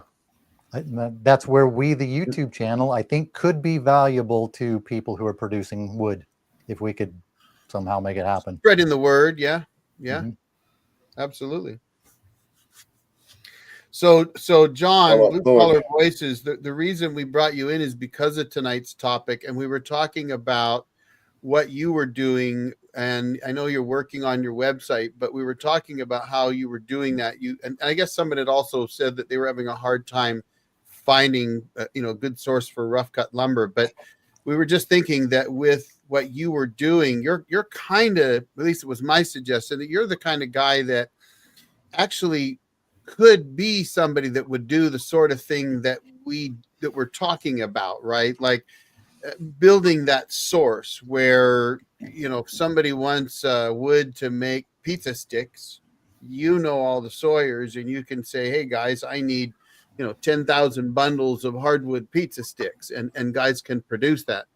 And whether it's a co-op or whether it's something else, it doesn't really matter. But the idea is that having that single point where you can bring all those markets together, all these sawmills out there could make more money if they had a market, but they don't have a market because we're just in our little worlds. But having that co-op or that what do you want to call it? That not salesman, but come on, Distribution guys. system. Distribution, right?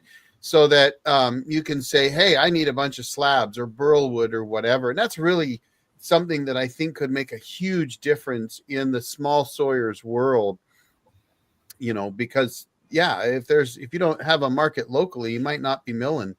But if somebody says, man, I could use some madrone because they know that somebody in Florida wants some. And as I mentioned earlier in the live, there is the Oregon Woodland Cooperative, who could be a model. It's working for them. It's been working for them for years with bundled firewood, with essential oils from forest products.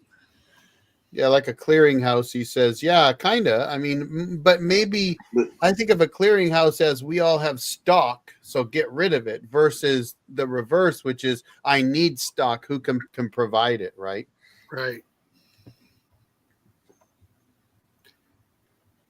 Locusts and taxes. Yeah, Not that's how all that black locusts.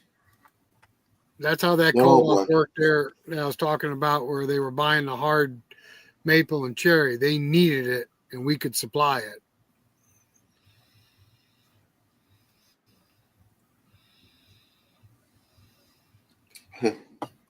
Thank you. Nothing's changed.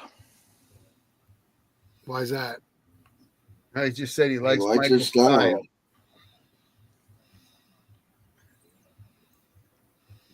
Alan Vincent, no, there you go.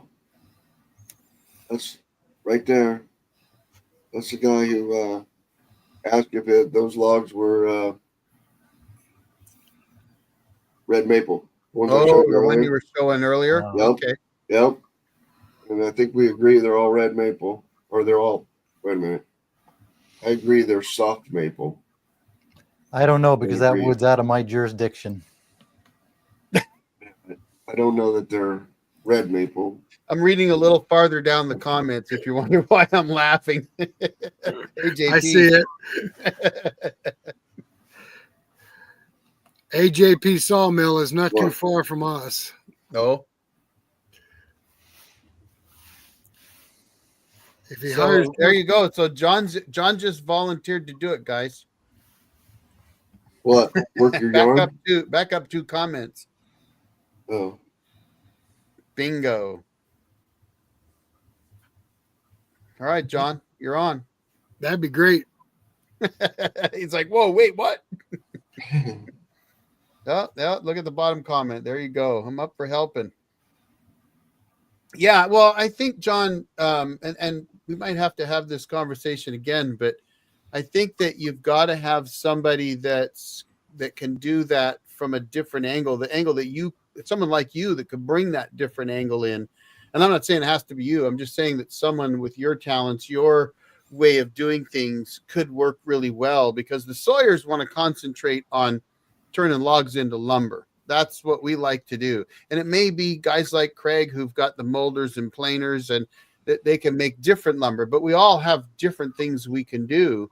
And well, John kiln drying, right? You know, Andy and Paul have got tons of hardwood, and Tim and Rick as well. And then you got us softwood guys on the West Coast. And I'm not talking about us 6, really. We're talking about 1,000 sawmills. And if somebody could find where those markets were, then all they'd have to do is say, hey, oh, you're looking for slabs? Okay, guys, I need slabs. And start having guys offer up what they can provide, right? Yeah, and earlier, John, we had a guy looking for wood for building a cabin. He couldn't find any wood, and that's where your name came up, because I know you got a list of sawmills all over the country. Yeah. Timber framing materials, another idea. Someone just mentioned biochar. That's another idea. Yep. Yeah. Endless product possibilities. What is black locust good for? It's good for all kinds of things. First of all, farmers really like it for fence posts, for the small stuff, because it's got like an anti-rot, anti-bug type. It's almost like nature's pressure treated wood. But it's good for, the lumber's beautiful actually, and it's hard as rock. So it's really good for all kinds of things. I've milled lots of it up. Flooring is a really great use for it. And you can flat saw that stuff and dry it and use it as flooring. But only if you mill it dry. Don't listen to them. yeah, you won't mill it once it gets dry. So black locust, you take black locust and you kiln dry it, put it in your kiln, you kiln dry just like any other wood. You sand it down with the sandpaper to about, 800 to 1,000 grit sandpaper, real fine sandpaper. And then you take it to somebody else and show them it. And they won't be able to tell you if there's polyurethane on it or if it's just plain wood. Because that's how smooth it gets with the 1,000 grit. Because it's or just so 2,000 grit sand, because it's so hard. You'll think it's already been polyurethane. And it glows in a black light. So it's good for everything. Really? I've never worked it. I've only milled it, so I've never worked with it. But I milled a ton for somebody that was glows in a black light. The sawdust lights up in the black light. It's really cool. It'll also tear your throat up too. Yep. But it'll also be in the ground 100 years from now. If you put it in a post in the ground, it'll still be there in 100 years. So yeah, it's amazing wood, but it's, you're putting it in the kiln, it's probably coming out just like your madrone and your mulberry and everything else. It's not staying together. You know what I mean? It wants to warp and twist and doesn't want to come out. It dries really, really rough. But you're not going to put a nail in it once it's dry. No, you're going to drill a hole. You're going to drill a hole, but you're going to do that in the hedge too. I think the drone would be the same way. So, Andy, I forgot to ask you, where's Paul tonight? He's just not on the live. He just didn't want to join us. Is that what you're saying? You're on mute, by the way, Andy. Which is muted Andy. That's why we haven't heard him in a while. We switch back and forth for the lives. Oh, you're not doing it together anymore. Okay.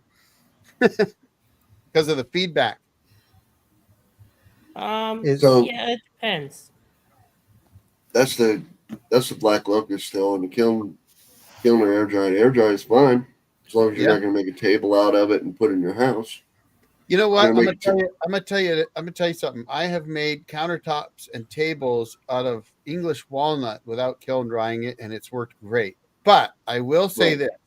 What I did was I made something that I called a sort of solar kiln. Essentially, I made a greenhouse, and I put the wood stacked and stickered in the greenhouse with a dehumidifier and a fan. and I put the dehumidifier on one end and a fan on the other end, and ran a hose from the dehumidifier out of the tent, basically. And you know what? It worked like a charm. So there are ways to do it without a kiln. You just have to make your own. That's all. Well, Well, that's kiln drying it. we stack our hardwood up in an old truck box, and we have a vent on either end, and we have a fan pushing air through it constantly. Mhm. And if a piece of wood sits in there without being sold for a month or so, you can get it down to 8%. Mhm. And there's no There you go. dehumidifiers in that box. That's at the current humidity. Well, and level. it'll get hot enough to kill the bugs too. I've actually heard of people doing that in their attics. Yeah. Yeah. There's If you you don't, move you don't air have to have a across it, commercial kiln. if you keep air moving across it, it'll dry it right down. Yep. Rick, Yep. is it an insulated box? No, it's just a Nope. regular truck box like you took off the back of a box truck. And we cut the wood at 4-foot lengths and stand it up like books in a library so they can look through them. And we just keep a fan pushing air through that box constantly. Oh, that's in your what do you call that? I know what box you're talking about. Your hobby box. Crafter shed. Yeah, crafter shed. Yeah, that's your money maker. Yeah, we changed the name on it to Crafter Shed instead of Crafter's Box because we were catching too much hell. Because John couldn't control himself. John disappeared. Where'd he go? He just went off stage for a minute. Probably has to go Take do care of Take care of something. some business. All right. I did a video a while back about making a kiln out of a shipping container, wood-fired kiln. Mhm. The main reason I did that was for those branches to kill the bugs in them.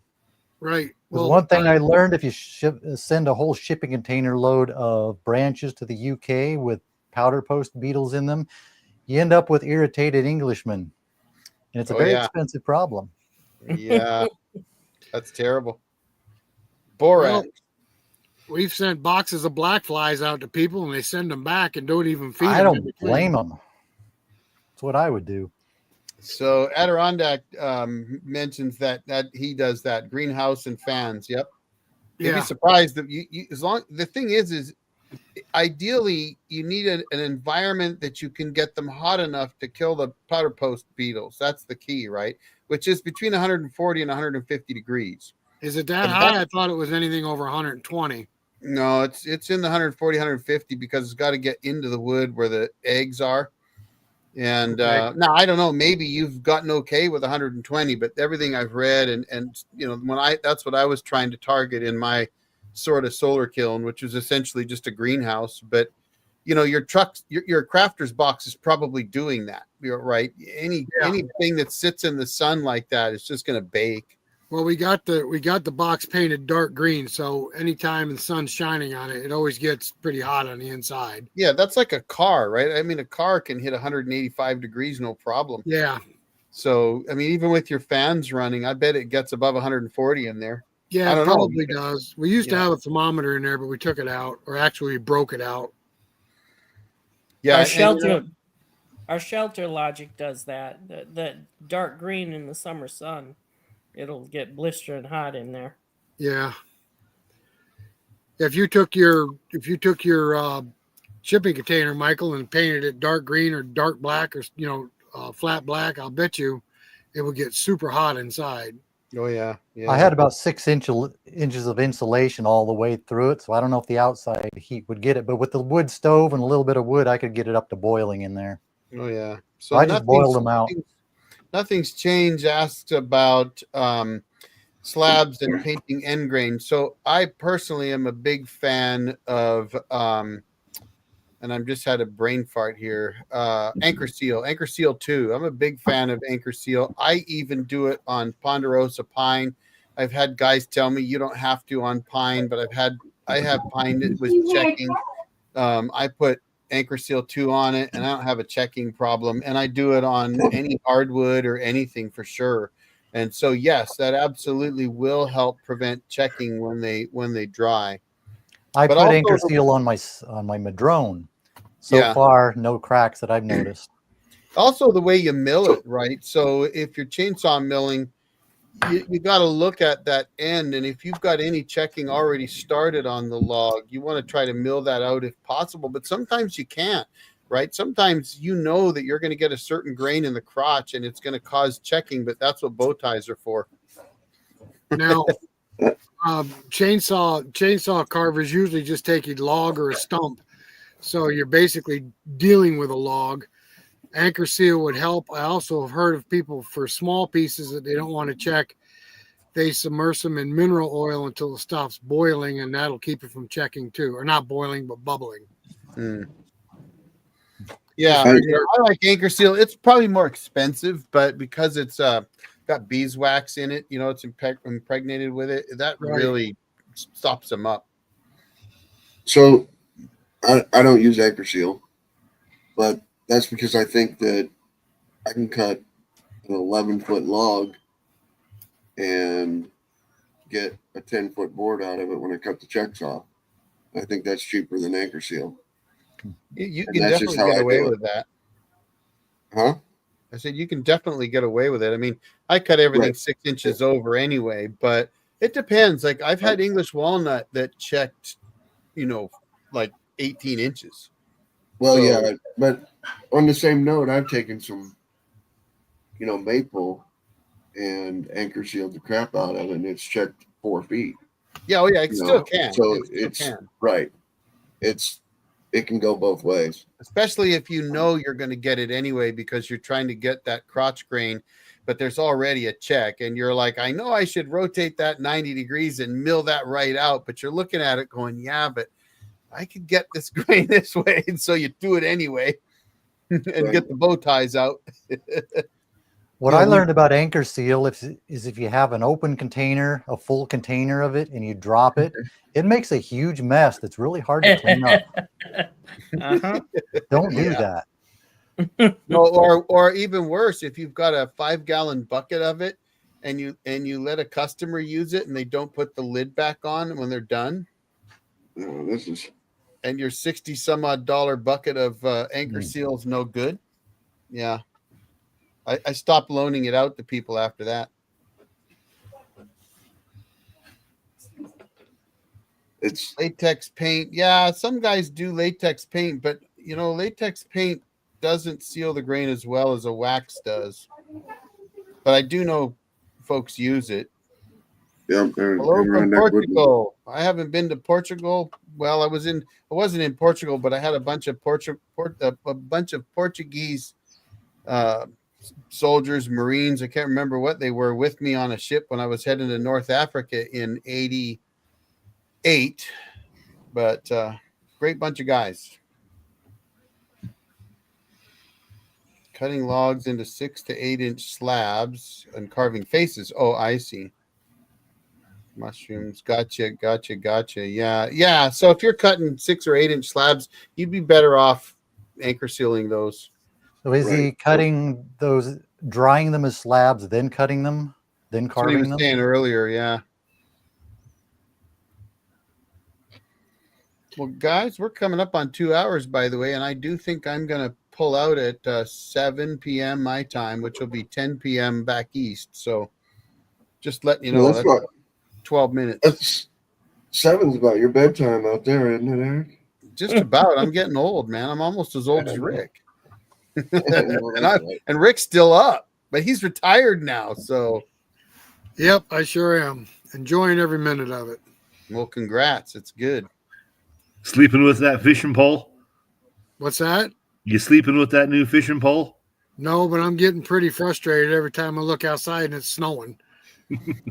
I'm telling you, I got to get back to working on my fly casting. I need to come out to the Adirondacks and learn from Rick and Tim. Well, we picked up a new sponsor that actually sells fly rods, so we're kind of anxious about that. Oh yeah, it'll be nice. April 1st is trout season, but the way the snow is falling, it'll be May 1st. Right. Just in time for the black flies. Yes, but we can get out in the middle of a creek. They don't bother you too bad out there. They don't like the sun. So it wasn't a NATO. Well, honestly, we went to Morocco and we did all kinds of fun stuff, spy rigging, all kinds of things. And when we were crossing the Mediterranean, we left out of Rota, Spain, and we had the Portuguese military join us.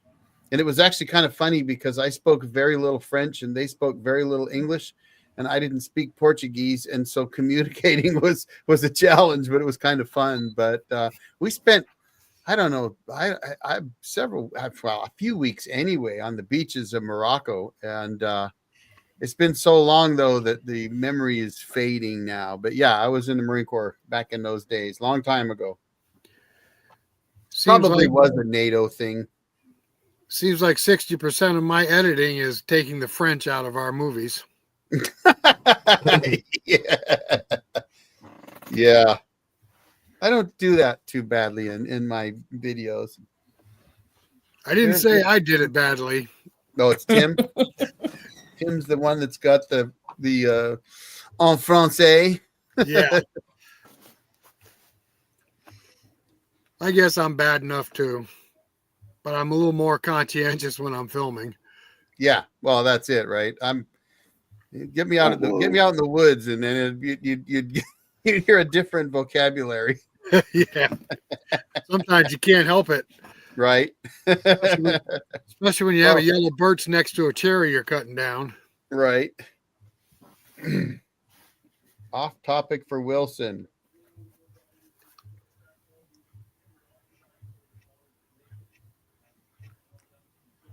Like a lawnmower blade with curved tips. I've got is that like the size of the small sawmill blades? That's what I've got for mine. It's like a that. small cutting blade that goes on the bottom of a trimmer. But it sounds like he's talking about something a little different. I'd like some blackberries actually, but I don't know if they would survive the 14 inches of rain we get a year. So do you know what the name of that tool is so we can look it up? They should survive. They should survive, Eric, because they grow next to the swamps here. The wild swamps, that's a lot of water. I'm talking about an arid pine forest that doesn't have a lot of water. Oh, I thought you meant 14 inches of rain at a time. No. All year. In a year. A whole year. Gotcha. One of the reasons about 14 inches a month. The rain stops in July and usually starts again in October, sorry.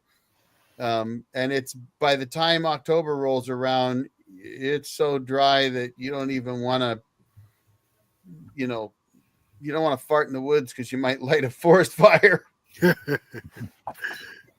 One of the reasons I went with the hedge trimmer instead of a circular tool was because it would be for poison oak too, and the hedge trimmer doesn't throw poison oak junk all over you like a spinning thing would. What do you, Mike? What do you run for your string trimmer? The power head. Yeah. What unit are you using? I'm using a combi, and it's ungodly heavy. I have a steel 131. Is it something like that? Yeah. It's the more popular steel model. But it's the string trimmer, not the combi, right? Yeah, just the regular string trimmer that I can put that attachment on. I have to unbolt the string trimmer attachment and bolt the other one on. Gotcha. It's made to be a string trimmer, but you can put other things on it. Yep. Oh, and I have the steel where you pop the head off and pop the whole pole off, and you put on the string trimmer, or you pop another pole on and you put on the brush cutter. The quick attach system. Yeah. So you've got what I have, the combi. Yeah. I have the version that's not quick attach. Whatever. Yeah, the one that's quick attach is ungodly heavy. Really? I don't mind mine. I got the chainsaw attachment for it. When you put the chainsaw on the end and you put that pole on to extend that chainsaw, then it gets heavy. But I'm running it down. I'm running it down 680 foot of orchard row, so it gets a little. I have to Okay. use the harness. Okay, yeah. Yeah, I have the Yeah. harness on all the time. Absolutely. Absolutely. I just bought it last year. So far, I really like it. I like the combi. I just wish it was lighter. I can understand Andy trimming because he got all the apple trees. I don't understand you trimming, Michael. You live in the woods. Well, I don't want my woods to burn down, or my place in the woods to burn down, so I got to keep my grass cut low. And I'm So I using got it a- for cutting blackberries and poison oak and I got a woody message for you things. guys from John, who had to duck out. He didn't get any sleep last night, and he was already heading to bed when I pinged him. But he likes the idea, and he's interested and willing to help out. And said basically keep brainstorming and think about short term versus long term. What could help in the short term versus what could help in the long term. But it sounds like he's interested in getting involved, and I think you need somebody like that because they can pull everybody together. He's already doing it, like Rick was Absolutely. mentioning with his website, so it could be a really good fit. So anyway, he's in. So moving forward, it might be worth doing this again and having a good conversation with him about what might really work for guys. And honestly, you're really doing it for everybody too. So that's the beauty of it, right? So anybody watching with a sawmill, this could benefit you. I mean, it's worth looking into. Well, There's we the Yeah. people, the John's people a way here on good the guy to live, do that. and this video will go out to people who will watch the recording. By next month, we'll have a whole lot more people who have seen this, maybe who can come to the next live stream with ideas. And well, we could get John. We could get John on here as a guest. Yeah, that's what I was thinking too. And he'd be a good one to do it with, I think. And yeah, I agree with Craig. He came and spent a little time here. I don't know how long ago was that, Craig? Because he went and visited you after me. Oh yeah, that was a couple years ago. But yeah, Yeah. he knows a lot of guys from coast to coast, and he actually enjoys doing it. So he's a great fit to help for sure. He certainly gets around because he was working in an area not too far from us. He was up in Pennsylvania, wasn't he? Yeah, Pennsylvania, and he was also in Virginia. He was out in Virginia. He was somewhere up close to the Great Lakes. Yeah, I think he might have been Pennsylvania, might have been Western New York. I'm not sure. Yeah, he gets around. Yeah, he does get around. I think he's Andy, a did roofer you by see the trade. comment about handlebars? That might be the way to go for you. You're on flat ground, have a lot of ground to mow. I've thought about that too. I wondered if I made a bad choice with not getting something with a handlebar. So The only reason I didn't go with handlebars is I was told it's not good on steep terrain. It's good on flat ground. yeah, that makes sense actually. Yeah. But in your case, you got a lot of flat ground. Can't you, Yeah, At least it can't looks you that add way them on to that? video.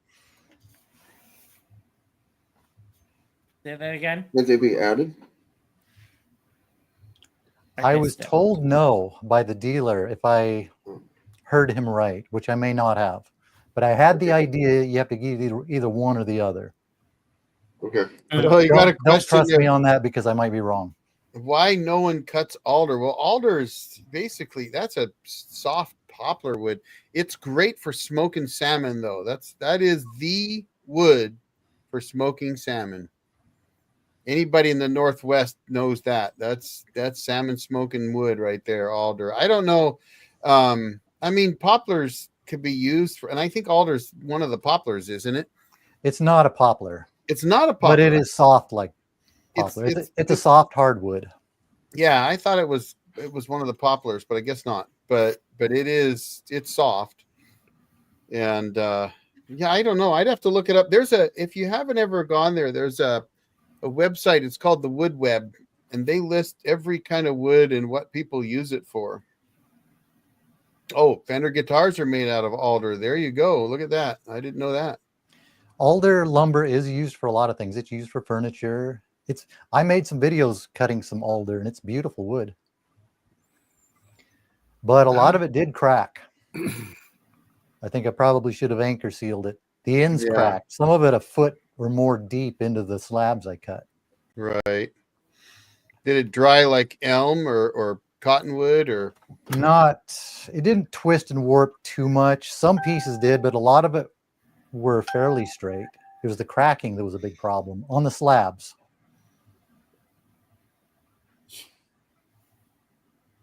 Send me an email and I'll see about getting you on here sometime. Well, but now you guys are. From time to time, the timber industry in the Northwest does Oh. buy alder logs. So there is a market for it. Well, there you go. How big does the alder get? Because we got alder here too, but I've never seen any big stuff. It's always small, like brush stuff. On my property, I Exactly. have some old growth alder that is 3-4 feet in diameter. Wow. It's big. Some Yeah. places it's just brush. It doesn't get that big. That's what we get here on the East Coast. It's just a brush. A lot of people hate it because it's hard to walk through just the tangled mess of brush. Yeah, we Guys, have. But in the I right think, conditions, it can get big. I'm gonna bail on you and call it a night here. So Rick's like, no, you're not. Yeah, I am. Got to go, guys. But it was fun. It was a lot of fun. It's been a while for me to be. It's been, I think, gosh, I don't know. I missed 2 or 3 months, didn't I? This is Did the you? first time we've had one on a weekend where I'm home. Of course, I've been home every weekend due to the old hand getting rebuilt. But it was fun. So Well, good to Have a see good everybody. evening, Eric. We appreciate you joining us. Yeah. Thanks for having me. It was fun. We'll talk to you guys later. See you next Talk to month. you, Eric. See ya. Yeah, I don't think any alder. We don't have any kind of alder trees, do we, Andy? I think they're all small brush. Not that we're familiar with. Everything we've identified has been brush. Yeah.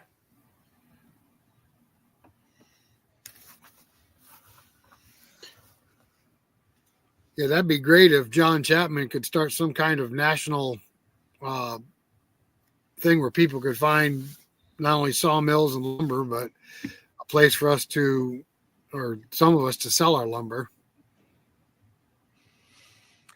Just something like that could be just a start that we Yeah. could eventually Right. build upon.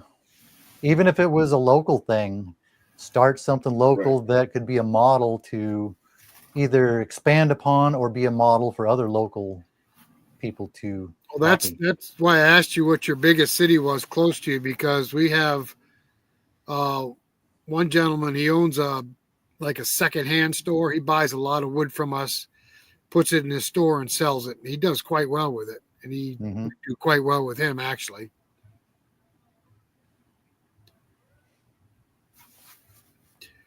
Which I think we have Oh, a there big you go. enough Yes, population area. If someone wanted to come up with something locally, they could do something. Right. Well, what Find the local people who want what the local sawmill operators can produce. right.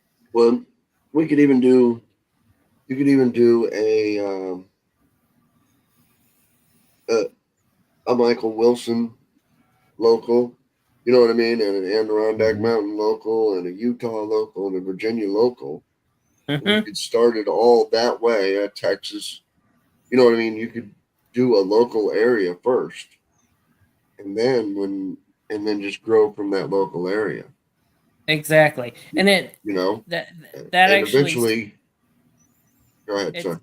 it speaks to what was repeated tonight. It might have been the same person that said it over and over again. I'm not sure, but they said shipping is going to be the problem, and a regional co-op would kind of solve that, because even with shipping, you're not going that far.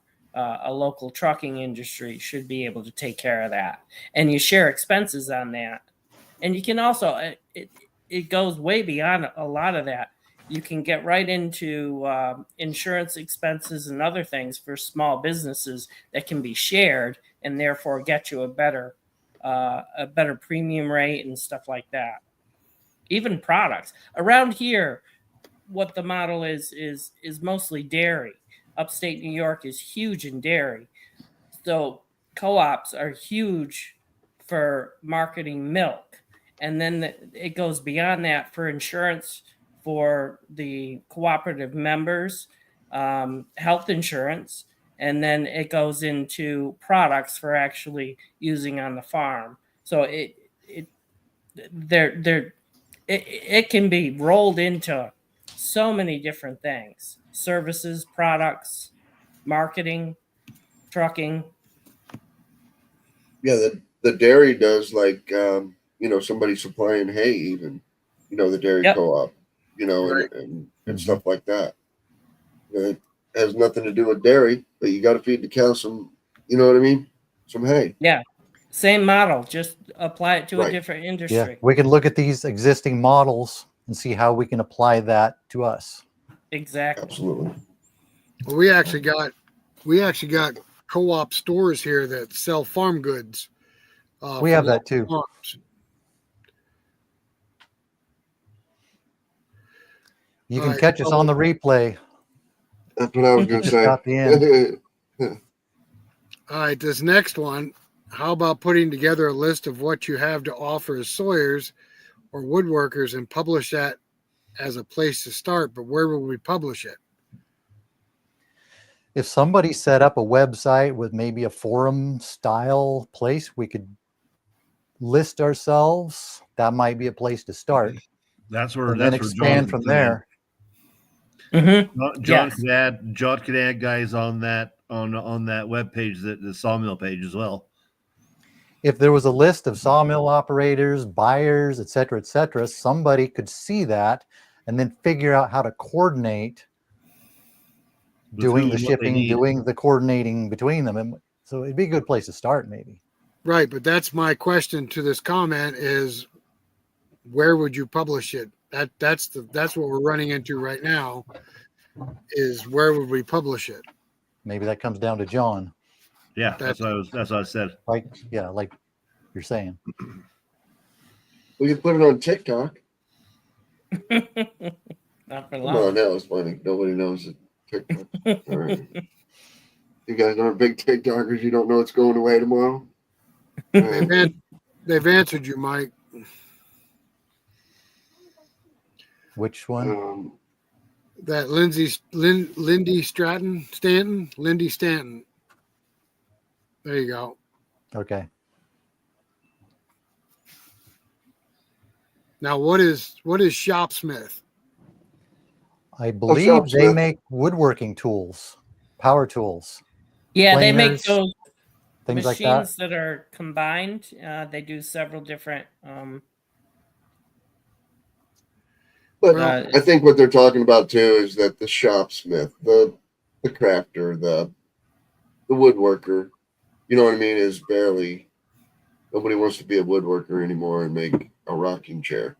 I don't know. You know, we do pretty good at it. I know, but nobody's making the handmade Amish furniture, you know what I mean, anymore as much. That's what they're saying is the guy with the shop, in his garage, the woodworking shop is going away. But I got a shopsmith. I got a shopsmith in my garage right now. It's got a lathe on it. It's got a table saw. It's got a sander. It's got a drill press. It's got, oh man, I don't even know what all, tools you can get for a shopsmith. It's an interesting story. Are they going out of business because a lack of market or because they're being outcompeted by people like DeWalt and people who are making cheaper or different tools? Well, I don't know the answer to that one, but I know what they were, why Shopsmith made it. Shopsmith made it after World War II, and everybody was coming home, and all the military guys were put into government housing in a little bitty 2-bedroom house, you know what I mean, in a 1-car garage, government housing, and they wanted to be woodworkers. And they wanted a table saw and they wanted a drill press. but they still wanted to park their car in the garage. And there's no way to do that with a big sander and a table saw in there. So Shopsmith made an all-in-one tool. You can, when you're done with it, it folds up and goes right in the corner of your garage. That's how they started, and they've just continued. Shopsmith has just continued to exist, as the turn your car garage into a woodworking thing in 15 minutes, and you got Gotcha. all your woodworking tools. Put Dan's comment up there, John. There you go. How far are you from the mainland, and why couldn't you just roll the log in the water and drag it with a boat? Is that too hillbilly? Maybe doesn't have the facilities on the other side to lift it out of the water and get it I don't know, onto something else. I'm just asking because I watched Last of the Woodsman. They float thousands of logs down the river in Alaska, right? Is that where they're at, Alaska?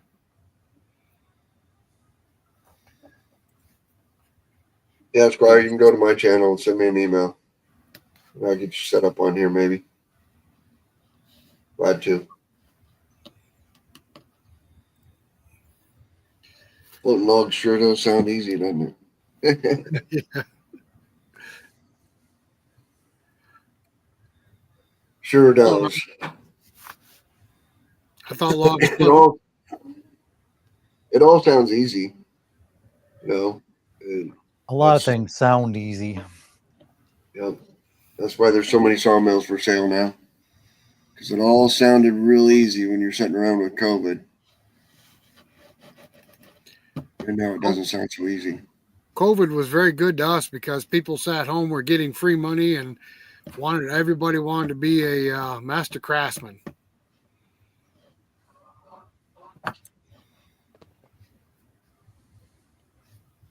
Yeah, COVID was good. COVID was $10 2x4s. That was a good time. Yeah. Are we winding down? Yeah, we can wind it so. down. Yes, to hillbilly. No place to take the log out.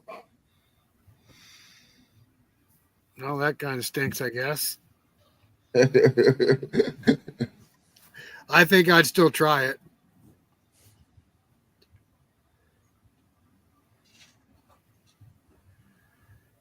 All right, guys, we can wind it down if you want. It's been 2 hours, and over 2 hours. There's Bearded Lumber. You ought to come on here sometime too, Bearded Lumber. I told Eric I'd have him come on whenever he wanted. Yeah. Tell him shoot me an email. I'll set him up with StreamYard and see if he can.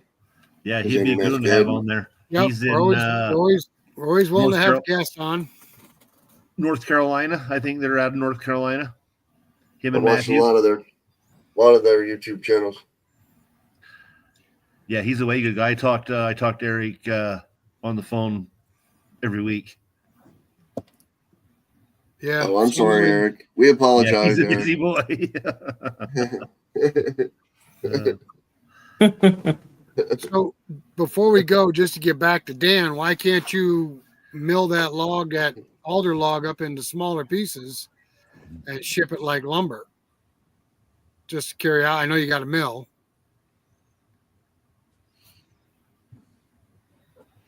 I'm still interested in getting that alder log to the mainland. You still gotta do How it. far is the island from the mainland? This sounds like a fun challenge. Yeah, I thought the same thing.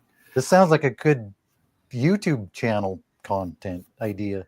Yeah, that would be quite the deal on a YouTube channel.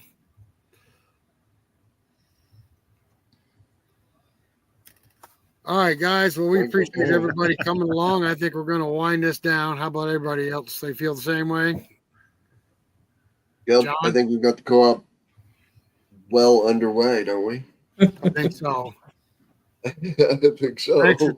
Thanks for showing up, Dan. We appreciate it. We threw a lot of ideas out there for people to think about. Yeah, maybe next month we can have John Chapman on and see what happens. And I'm doing a small, you know what I mean, co-op right now. You know, where no money's changing hands, just a few, you know what I mean, people putting in stuff and taking out stuff. You know, so I think it can work.